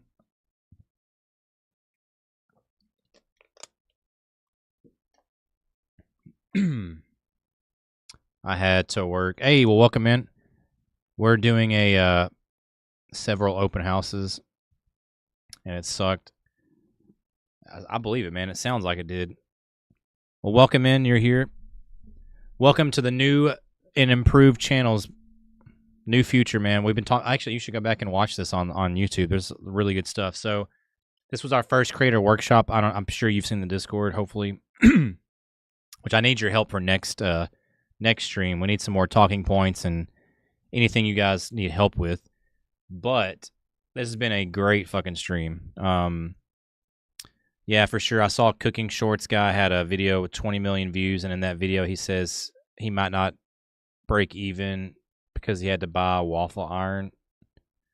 cooking shorts guy had a video for 20 million views, and in it saying he might not break even because what the hell? Yeah, I mean, shorts are just not. They're just not going to generate a lot of revenue. Unfortunately.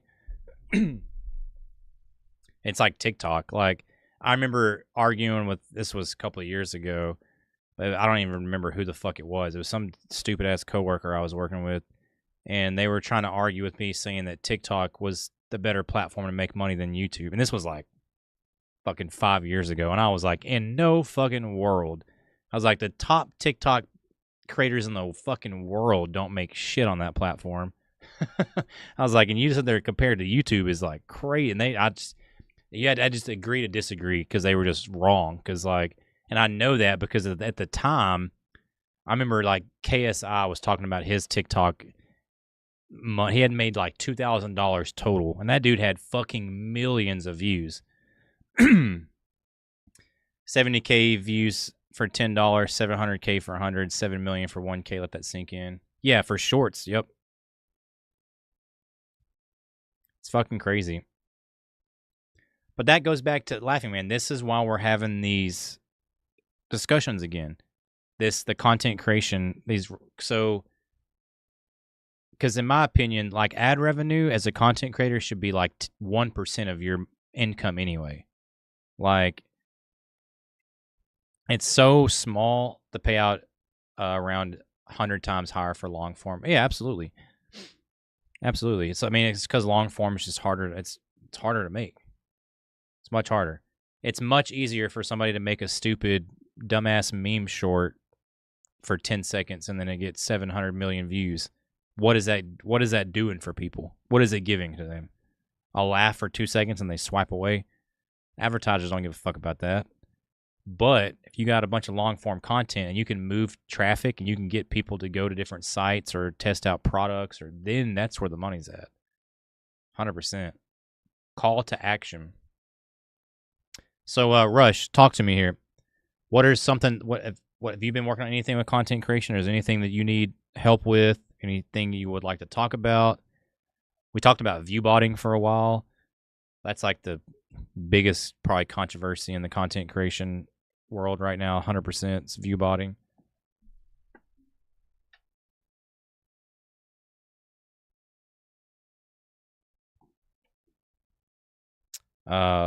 Think payout around 100 times. Not really, but I can talk about how hard it is for newer folks to get into the game of being affiliated. It's very hard. So we had a lot of questions earlier about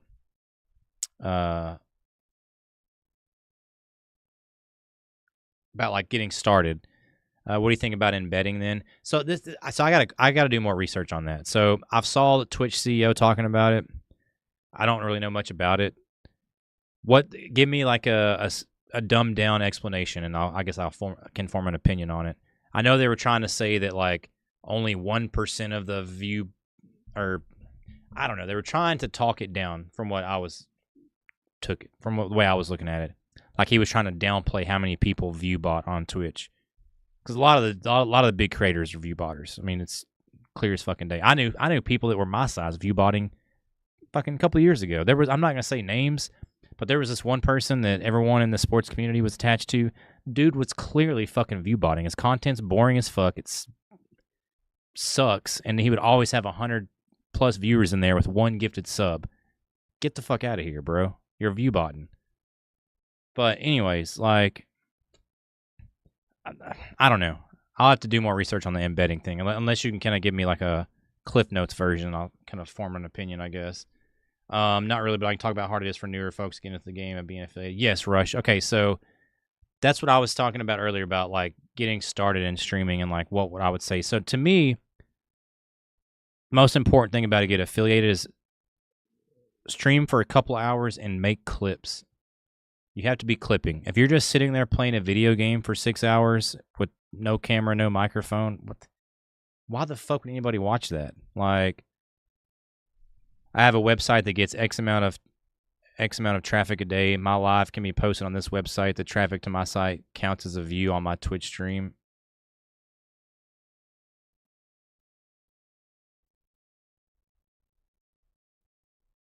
Yeah, that's pretty much a fucking bot. Is it not? It's artificial view, not a person. Which I get it. At the end of the day, artificial view means real money. But like, what are we doing this for? You know what I mean? I guess some people are doing it for the money. I mean, I can pay for bots to visit my site. So it's like a middleman. Got you. But Rush, getting affiliated, that's what these are for, man. I want to help as many people get affiliated and give as many tips and tricks, help new content creators, help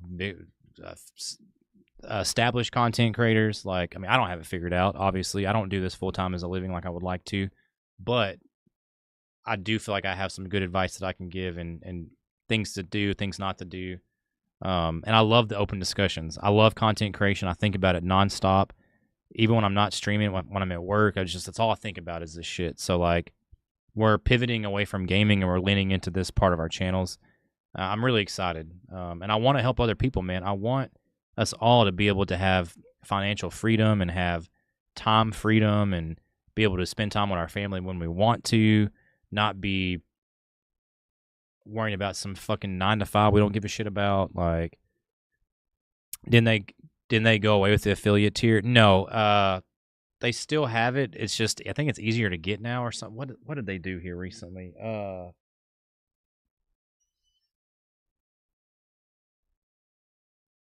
I think it's just easier to get affiliated now.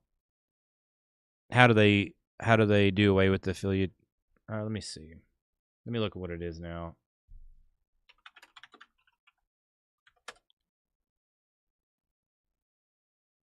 All right, no, it's the same that's always been. 50 followers, 8 streams, 3 average viewers, so.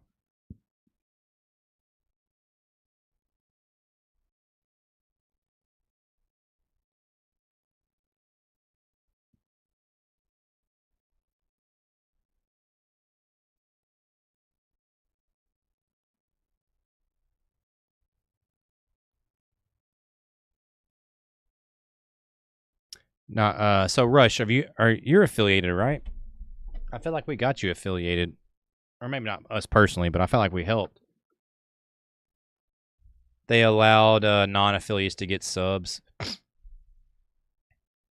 Yeah, I mean, honestly, none of the shit matters anymore anyway. Partner is the only thing that really means anything, and that doesn't even mean shit anymore, so.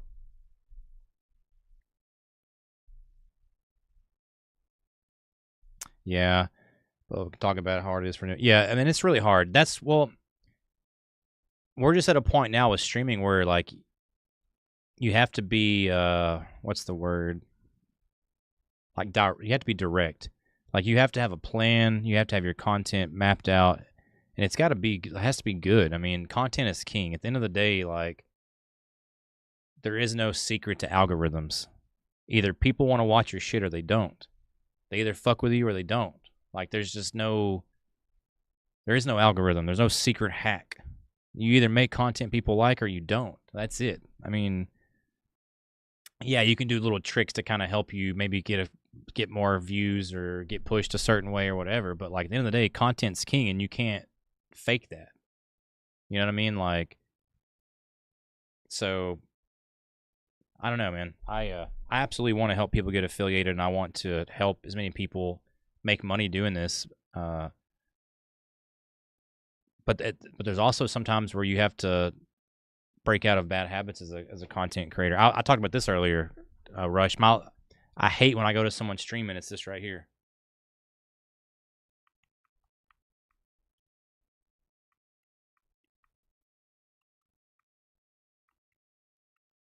Wow, that's cool.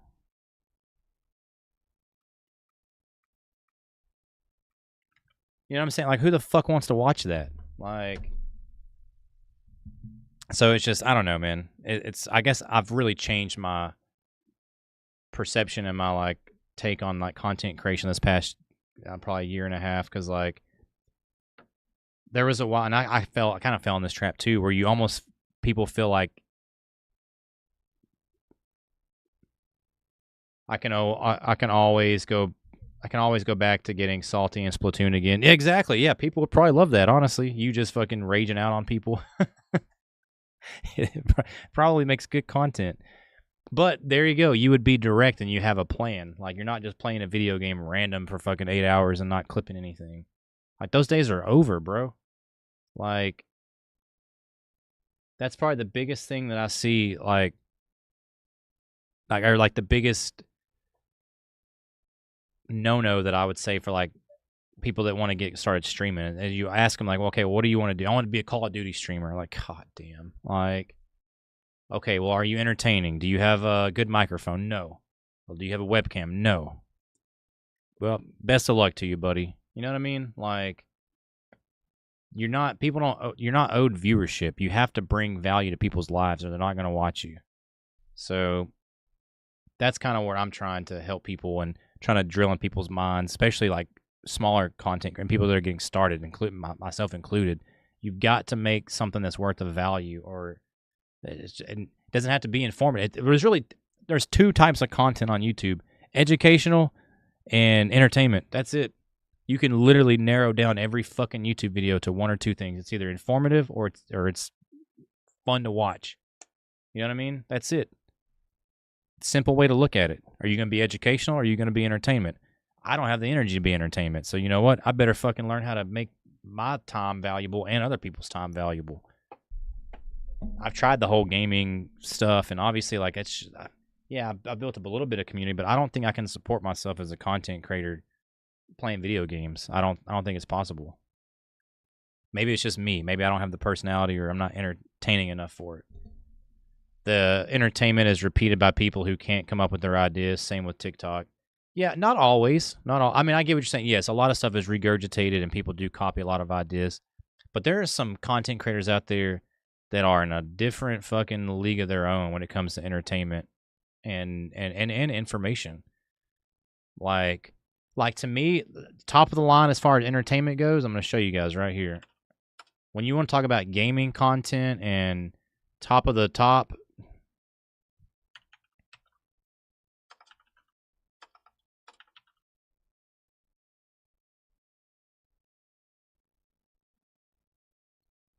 these guys right here, Neebs Gaming. Not only is there stuff like fucking hilarious and scripted, but it's like cinematic and it's fucking tremendous. This is high quality entertainment shit right here. But I do agree 100% with what you're saying, Kappa. A lot of stuff is regurgitated. My value can be boiled down to Minecraft quiz questions. You know Neebs. Do I know Neebs? What are you talking about, bro? That's Thick 44 right there. I've been talking about Neebs for years. I wanted to make content like theirs for a long time, but I just can't find a group of people that we're all in the same games and script. Like, their stuff is scripted and all kinds of stuff. This is in a different league. Yes, yeah, Neebs, they're in a different league of their own, which they have an editor. They've got a free camera that, you know, gets B-roll footage and others. It's just amazing. Me and Mike plan on going back to ASE, going to teach SGF how to play. Man, I think I'm just done with Ark for good now, unfortunately.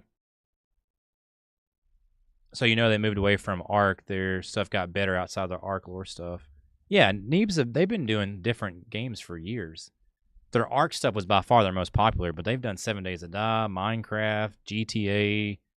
Honestly, Battlefield was the thing they first got big for. Before I didn't know them back then, but yeah, they're done with Ark. They're just the only person who still gives a fuck about Ark is Neebs. Everybody else in that group is done with it. That's kind of where I'm at too. I'm just kind of done with it, man. And I miss the game, but I don't miss it. I miss what it was. So going back and playing, it's not gonna do anything for me. Ark is just done for us, unfortunately. They just made too many bad decisions with Snail Gaming, and I'm just done with it. I'm not supporting them. Now, if they sell the rights to some other company, then I'll start supporting them. But as long as Wildcard and Snail have their hands in it, they're going to go fuck themselves.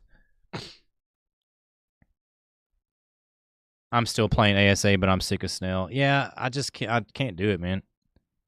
I watched Neeb's last 1.5 years of content. I'm enthralled with Neeb stuff. So you know Thick, right? That passed away, right? I cannot believe you've never heard me talk about Neebs. I've talked about them so much on here. Absro is by far the funniest person in the group. My favorite person is Absro, 100%. But I miss Thick a lot, too. He was a great guy.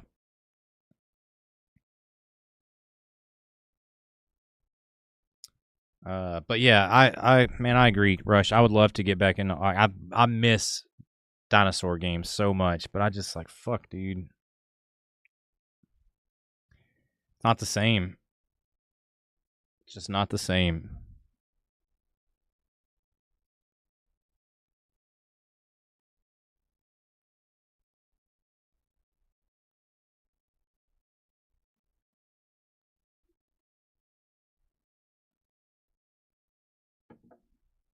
Yeah, you introduced me to their stuff for sure. That's why I brought them over. Oh, okay, got you. I was wondering. I was like, damn. I was like, really? I was like, surely you've heard me talk about them.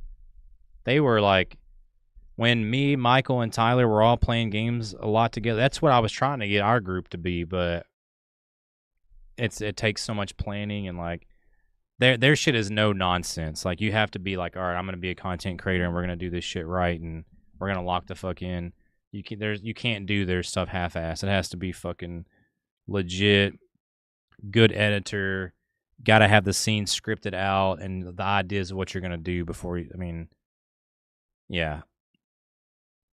But if I was to stay in gaming, that's what I want to do. That's my biggest thing. Is I just like we're so stagnant where we're at, and I have to like we got to get out. We have to pivot. We can't keep doing what we're doing. Like, I got so offended, I think it was when we were streaming World of Warcraft. One of my long-time friends came in here and talking about like, just, do it for a hobby, man. That's just, don't put any pressure on yourself. Just have fun. I got offended where I was like, bro, we're past the hobby stage, dude. This is not like, not doing this for shits and giggles. Like, we're doing this for the fucking real deal. Like, I have a goal. I have things I want to accomplish and I want to get there. Like, so it just, I don't know. I got offended almost. I was like, hobby? Like, bitch, we're past doing this as a fucking hobby. Like, we're going to be the real deal. Like, this is going to be a fucking business and this is not going to be just some, we live stream fucking Ark for 3 hours. No, dude. We got to bring some more value to people's lives. You know what I mean? Rush, what have you been working on? You been working on any kind of content? I know you've been busy with work, but what is something that, what's something that you need help with right now? Give me that. Give me something here.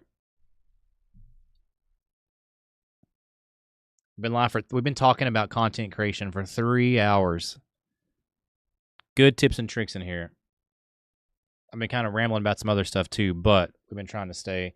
Really, it's just me trying to find time and finding my niche. Oh, there's the word we don't like. You don't need a niche. You just got to be you, bro. I'm totally going against niches. I've heard that word my entire life as a content creator, and I just don't like it. It's gross. You can be anything you want to be. Play any game you want to do. You can make any vlog you want to do. I denounce niches. No niche here. Do whatever you want. Make a vlogging channel. Add gaming to it. Add cooking. Add fishing. I don't give a fuck. Add it all together. I've been trying to get a few friends to make a sports cast. They don't want to put the work in. No, people are consumers. That is the problem. You can either be a consumer or you can be a creator. I personally want to create things, not consume them. My old AC streams used to bring in numbers. I guess it's time for Island number 4. Old AC streams. Assassin's Creed?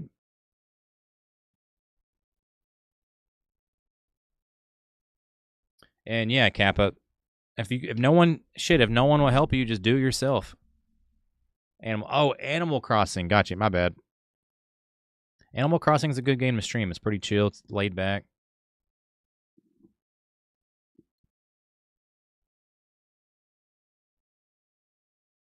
So, Laughing Man, when is your next stream? I definitely need to try to be there. Trust me, I'm gonna try. You can do it, man. Whatever you need help with, I'm here. I can help you out too. Never done a podcast, but I'm sure I could figure it out. There was at one point where me and a couple of guys were going to try to do a podcast called the Tex West Podcast, because two of us were from Texas and the other two were from the Midwest, but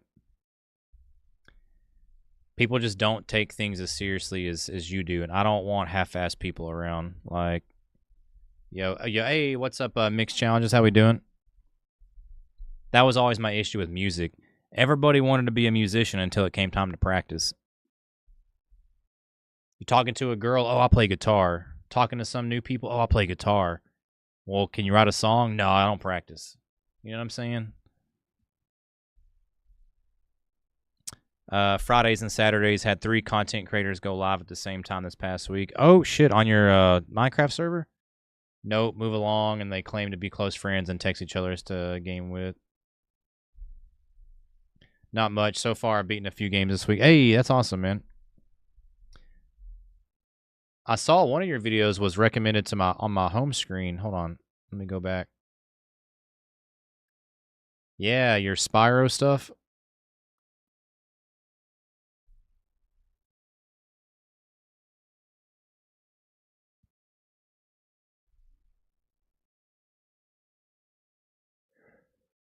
Oh my goodness.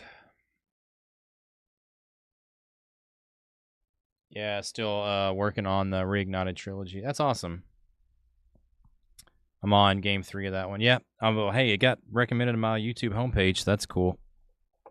We've been talking about content creation here, and also Mixed Challenges. Since you missed a lot of the stream, if you go back and watch it on YouTube, especially the first hour, there's a ton of content creation tips and tricks. At one point, I go over how I do my vertical content. Like, there's a lot of value from that. So if you want to go back and watch the stream, it'll be on YouTube. Yes, sir. We're all popping in and out of Discord that day. Had a lot of fun. Server is sub only, so no funny business this time. Hell yeah. That's one thing I've got to get better at. I've got to do more networking this year myself. Which I really like the direction we're going for the second half of the year.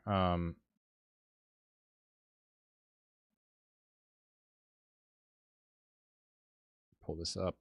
Because I'm not going to lie, like, we got our YouTube monetized in October of last year, and I had really high hopes this year to push the boundaries, but man, I got in a super bad funk, and just life has just been tough here recently, so it's just been hard. So these next 6 months, man, we got to lock the fuck in and really, like, hammer this stuff home. I'm just working on session 9 right now, currently 16 hours into my days off challenge. I think that's thanks to that trilogy. Damn, it's a lot of time. You guys have absolutely killed it tonight as far as support. 5 gifted subs. We've had 1 hype train. We've had some bits. We had some donations on YouTube as well, I think. I think we had some bits over there, or some kind of gifts that Tight Spot gifted.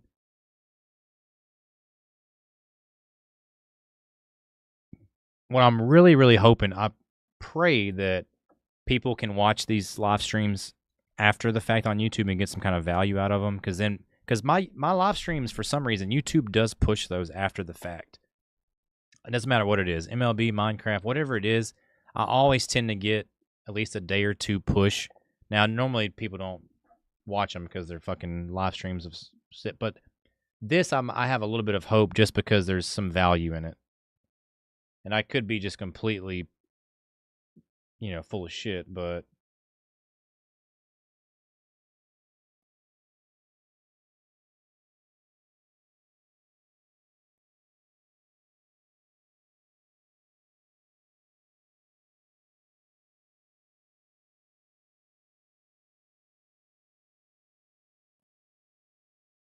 there we go.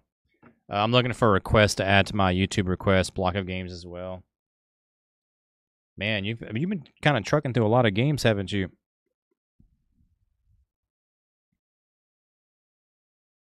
I've seen a random push on one of my playlists before. Hell yeah. I threw this one into our just chatting playlist that I started this past summer. I think I should make another playlist for like content creation or something. I'm gonna clean up our channels here pretty soon too. I'm gonna like private a bunch of the older videos and things that people don't watch. I'm gonna keep them just because they're mine, especially the video section. God damn, my videos is just they're so bad.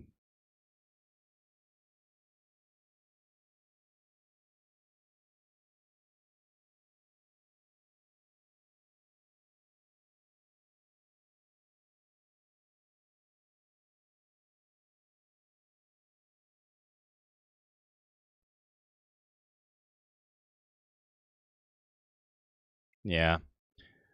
Pull all those shorts, put all those shorts in their own little playlist and then watch them fly. Well, every day throughout my 21 days off, I'm maintaining my productivity. Normally, before my 21 days off started, I normally do 2 or 3 videos in a stream. Always keep them. You can do a montage of where we were. Yeah, that's what Crow was saying. I'm still gonna private. I think a bunch of them. I'm not gonna delete them, but a lot of the stuff that's like unedited with no thumbnail and stuff like that, we're just gonna private those because there's just I want my channels to be more cleaned up and more professional looking when people go to them. Because the biggest thing is brand deals, bro. That is my main goal. Is one, we have to make better content that's just informative and helpful. But brand deals, bro. I've got to be able to feel confident in making these videos for these brand deals. And I would love for it to do like equipment unboxing and stuff like that too. But I don't know. That's a future thing.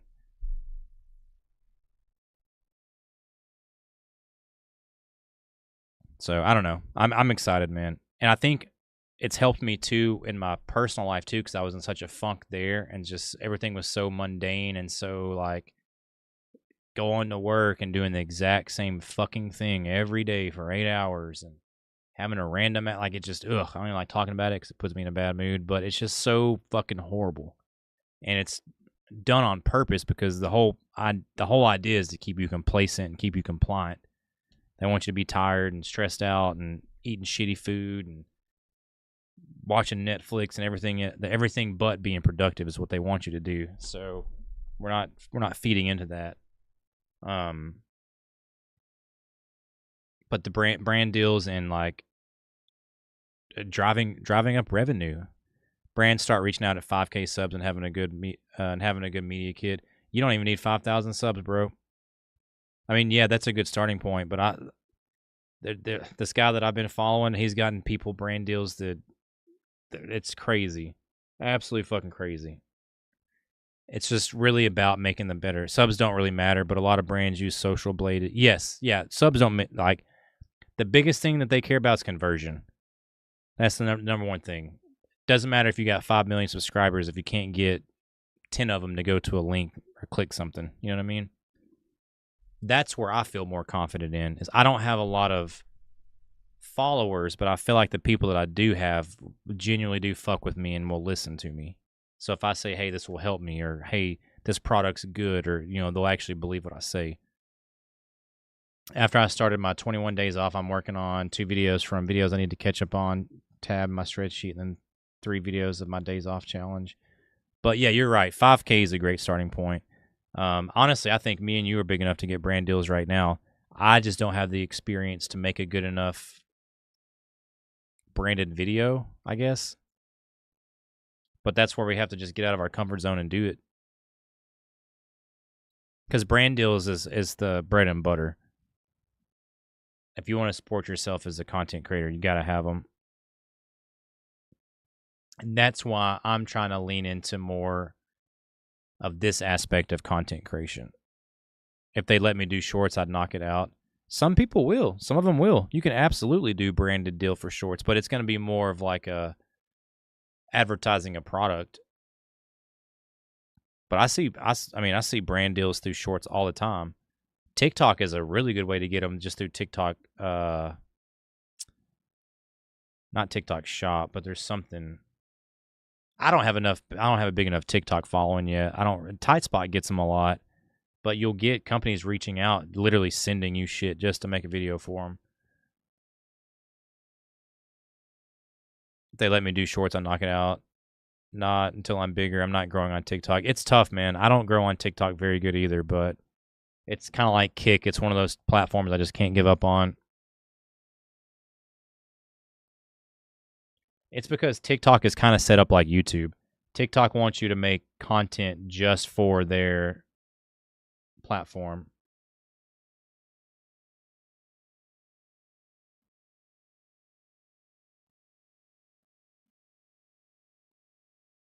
I need to start streaming there too, honestly.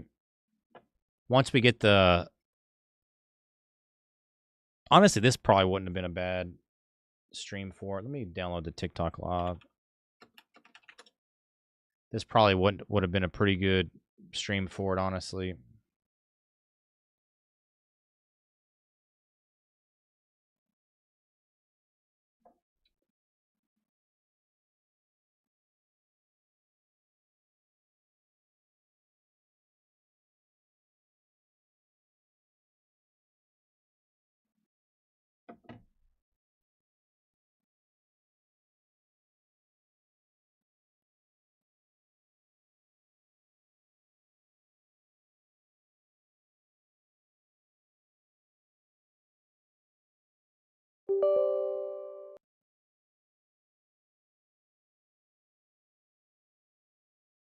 Well, we got TikTok Studio. We'll download it. We'll fuck with that next stream. Some of my videos have 30 to 50K views, but that's nothing on TikTok. Yeah, that's like nothing at all, bro.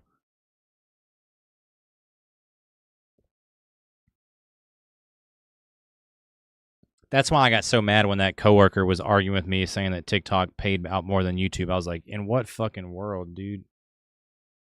You don't know shit about content creation. You're trying to talk to me about it? Like, YouTube is the Apple of fucking content creation platforms right now. I don't care what anybody says. Then it is a platform that's not going anywhere, and it can take features from every other platform and make it better. It just does everything better than everybody. It's not even fucking close.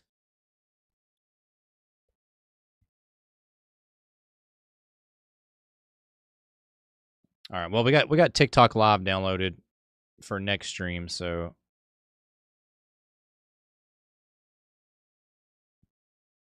damn, look at all these people. Yeah, we need to start going live on TikTok. This is such low-hanging fruit right here. Like, how does this motherfucker have 300 viewers? Perfect. That's something else we're gonna work on. Cabby Lane was the most viewed TikToker for years and only made 500K total for billions of views. Yeah, that's fucking crazy. That doesn't surprise me though.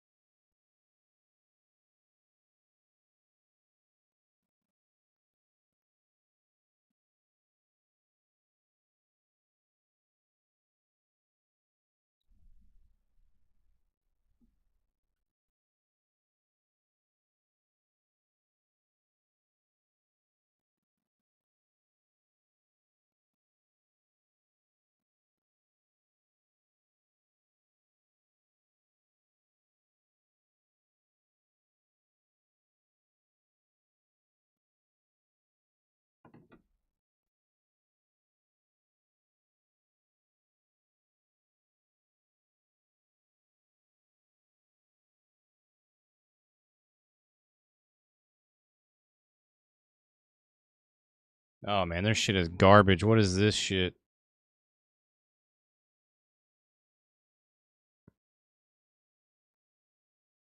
I need to figure out what is the issue with TikTok. Like, why they just cannot give you a fucking stream key? Why you have to use their garbage ass software?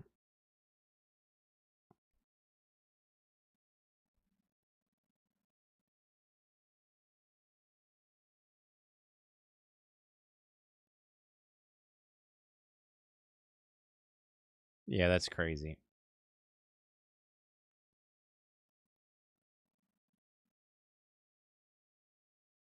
We'll mess with it though. We'll mess with it. Laughing Man? What I look at TikTok as is just a funnel, and I haven't been able to really use it that good yet. But to me, it's just going to be a way to bring people to my YouTube. to be honest with you, and to Twitch or or honestly probably YouTube if I was to bring anybody anywhere. But it is a very good platform for that. There's a lot of eyes there, so I'm gonna probably start hitting on it a little bit. I've been posting a lot of clips there. They do okay, but it's hard to grow followers there.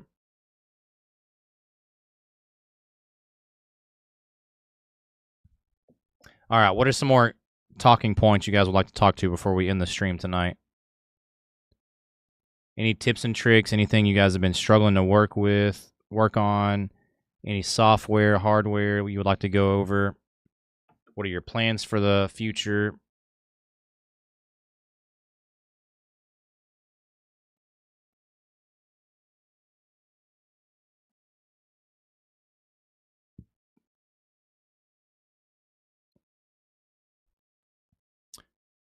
Let's see. And I'm gonna have a lot more talking points next stream as well. Well, I'll try to get people in the Discord to post some more. Kaz helped us out big time this stream. Our whole entire damn near the first hour was just with his questions alone.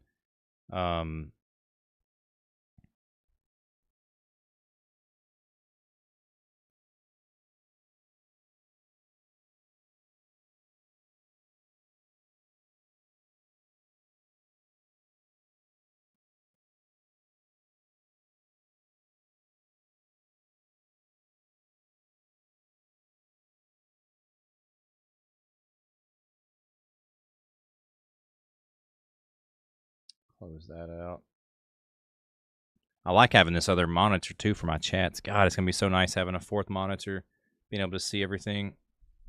You gonna do any React content now on your channel, or do you not want to go in that direction? Yeah, we'll do some reaction stuff. I still have there was a video that the reaction stuff I'm gonna do on just regular Just Chatting streams.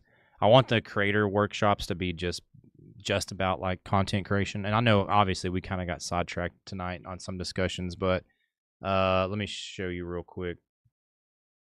This goes for anybody else. I have obviously you guys know about the creator spotlight. Go post your clips, YouTube channel, all that. We will show them off on stream. We showed off some of his earlier. We showed off some of Laughing Man's live stream, some of channels right here. Reaction requests. This is something we are going to react to next live stream. But Asgardian posted this in here. If you guys have any things you guys would like me to react to, post them in the Discord section. Which, this will give us a segue. If you guys are not on our Discord server, I'm going to drop all of our links again. Be sure to be following our Discord server. YouTube, Twitch, TikTok, Kick, all that good stuff. It is on our link tree. But definitely join the Discord server. It's the most important part of our channel. It's just a good way to create with other creators, how to network, grow your channels, how to get better with stuff. So it's all there for you. For all of us, honestly. I just had to lurk for a while so I can label each column of my entire day of challenge games. I have a rotation system limit to 3 games per block. Zwellius in the chat. Oh, I missed it. That's okay. But yes, Laughing Man, we're going to definitely be doing some reaction stuff. So if you have anything that you would like me to react to, post them in that reaction section. We will get it done. Kind of curious. Let me see here. I'm going to look at the stream summary. Almost average 9 viewers on this stream. So almost back up to double-digit average viewers, which is what we're looking for.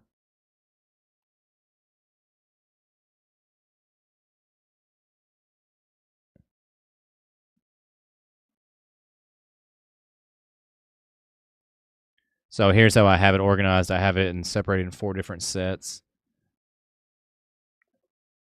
I kind of was a little disappointed in Kick. I was hoping we would get some people over on Kick tonight, but that's okay.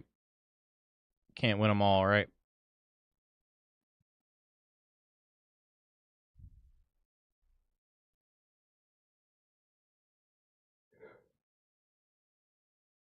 Ooh, first time ever. I'm actually getting tired.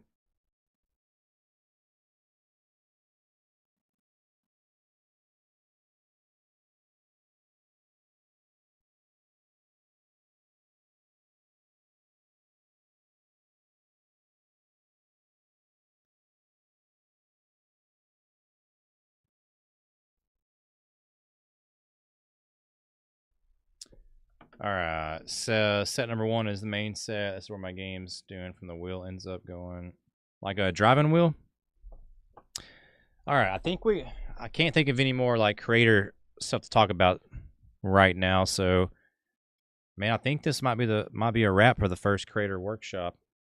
Unless you guys have anything else. I mean, it's 9:30. I don't have to work till later tonight. So I've got time. We can continue streaming, but I don't want to sit here and have dead air either, so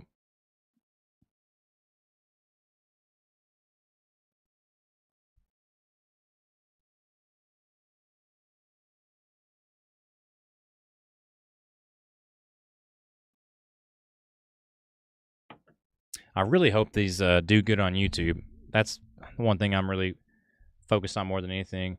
No, during my off days challenge, I have a wheel full of games. I spin the wheel. Oh, that's right. I see what you're saying now. Like a wheel spin. Which let me.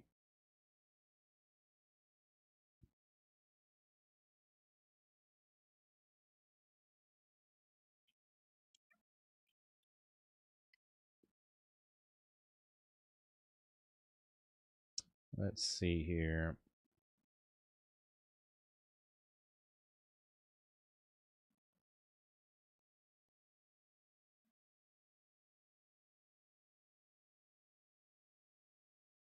Yeah, didn't do the best on YouTube today. That's okay.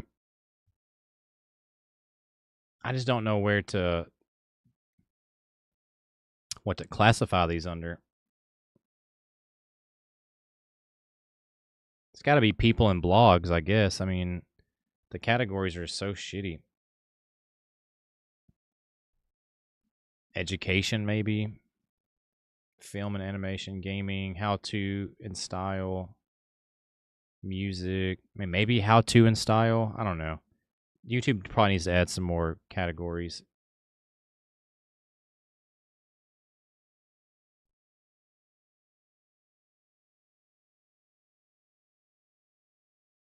I think I'm going to make a new playlist for these as well. I've got it stuck in the Just Chatting playlist for right now, but probably going to make a like creator workshop playlist just for that, or creator tips and tricks, whatever. Set number 2 is my side bet. Side bets are optional objectives I have to do during the current game I'm working on. All right, has anybody else got anything else to input in? Anything that you guys would like to discuss before we get ready to call this tonight?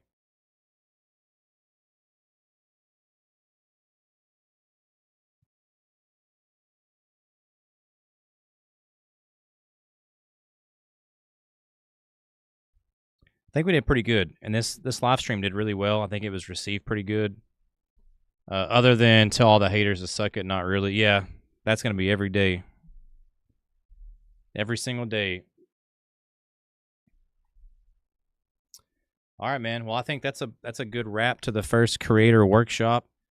3.5 hours of nonstop content creation talking.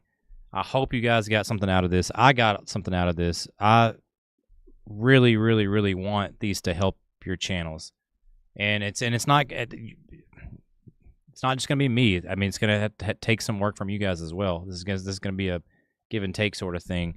Mental health care, brother. Yes, take care of mental health for sure. I'm a huge advocate for that, and I definitely need to be doing that. Good stream, great stream. If you want me to explain sets 3 and 4, I can. Yeah, go for it. Like, for example, Fallout 4, if I'm doing Fallout 4, set a side bet stating that I fully upgrade a certain weapon. If I beat the game with full upgraded weapon, I mark it as complete and add more.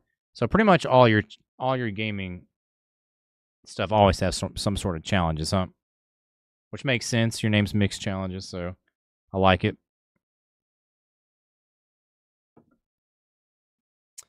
All right, let's roll this beautiful bean footage right here, aka the credits. Now, like I said, if you guys would like to, please go back. I'm going to share it in the Discord tomorrow once it's done processing. If you guys didn't catch the beginning of the stream, be sure to go back and watch. The first hour is really good stuff. Probably first 2 hours, honestly. But look at that, jewel gifts, raids. That was something from the YouTube live stream. So thank you guys, man. We had some gifted subs tonight. We had some bit donations. We had a hype train on the Gifting Goat board. We had some new followers. So a little bit of everything. Once again, dropping our link trees in the chat. If you guys are not following us on everything, I'd love to have you part of our community. Helps me become a full-time content creator. Helps support me and my family. I love you. Thank you guys for hanging out. Great discussion tonight. Great stream. We will continue to be doing these once a week, maybe twice a week. We're going to be doing more just chatting streams too, so be on the lookout for that. But the creator workshops, I'm going to have more talking points set up next stream. I'm going to have them on a list with bullet points, and we're going to just keep chipping away at this. And if you guys need any help growing your channels, need any help with clipping, emotes, tags, anything, let us know. We will figure it out. If I don't know, someone else knows, and we will piece this together, and we're going to get this figured out. Love you. Great info. Hey, love you too, man. Thank you guys for rocking with me tonight. This is just the beginning of a great thing. We're going to keep building on this, and I am super freaking excited. So on that note, let's see who is streaming. Actually, it's perfect. Kaz is streaming, so we will toss you guys over there to end the evening. I hope you guys have a good rest of your day, wherever you're at. I'm not sure what the plan is tomorrow. I have to close, so it's going to be... I don't think we're going to be streaming tomorrow or anything, so...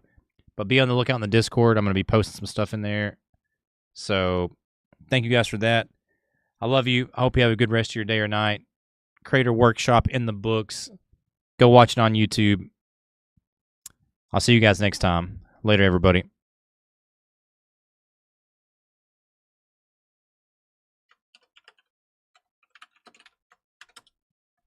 While number 4 is just PayPal donation with game requests, and number 3 is YouTube requests. This is where people request whatever games when you play in the future. Hell yeah. All right, guys, let's go raid Kaz in the evening. Hope you have a good rest of your day or night, wherever you're at. I love you. Later, everybody.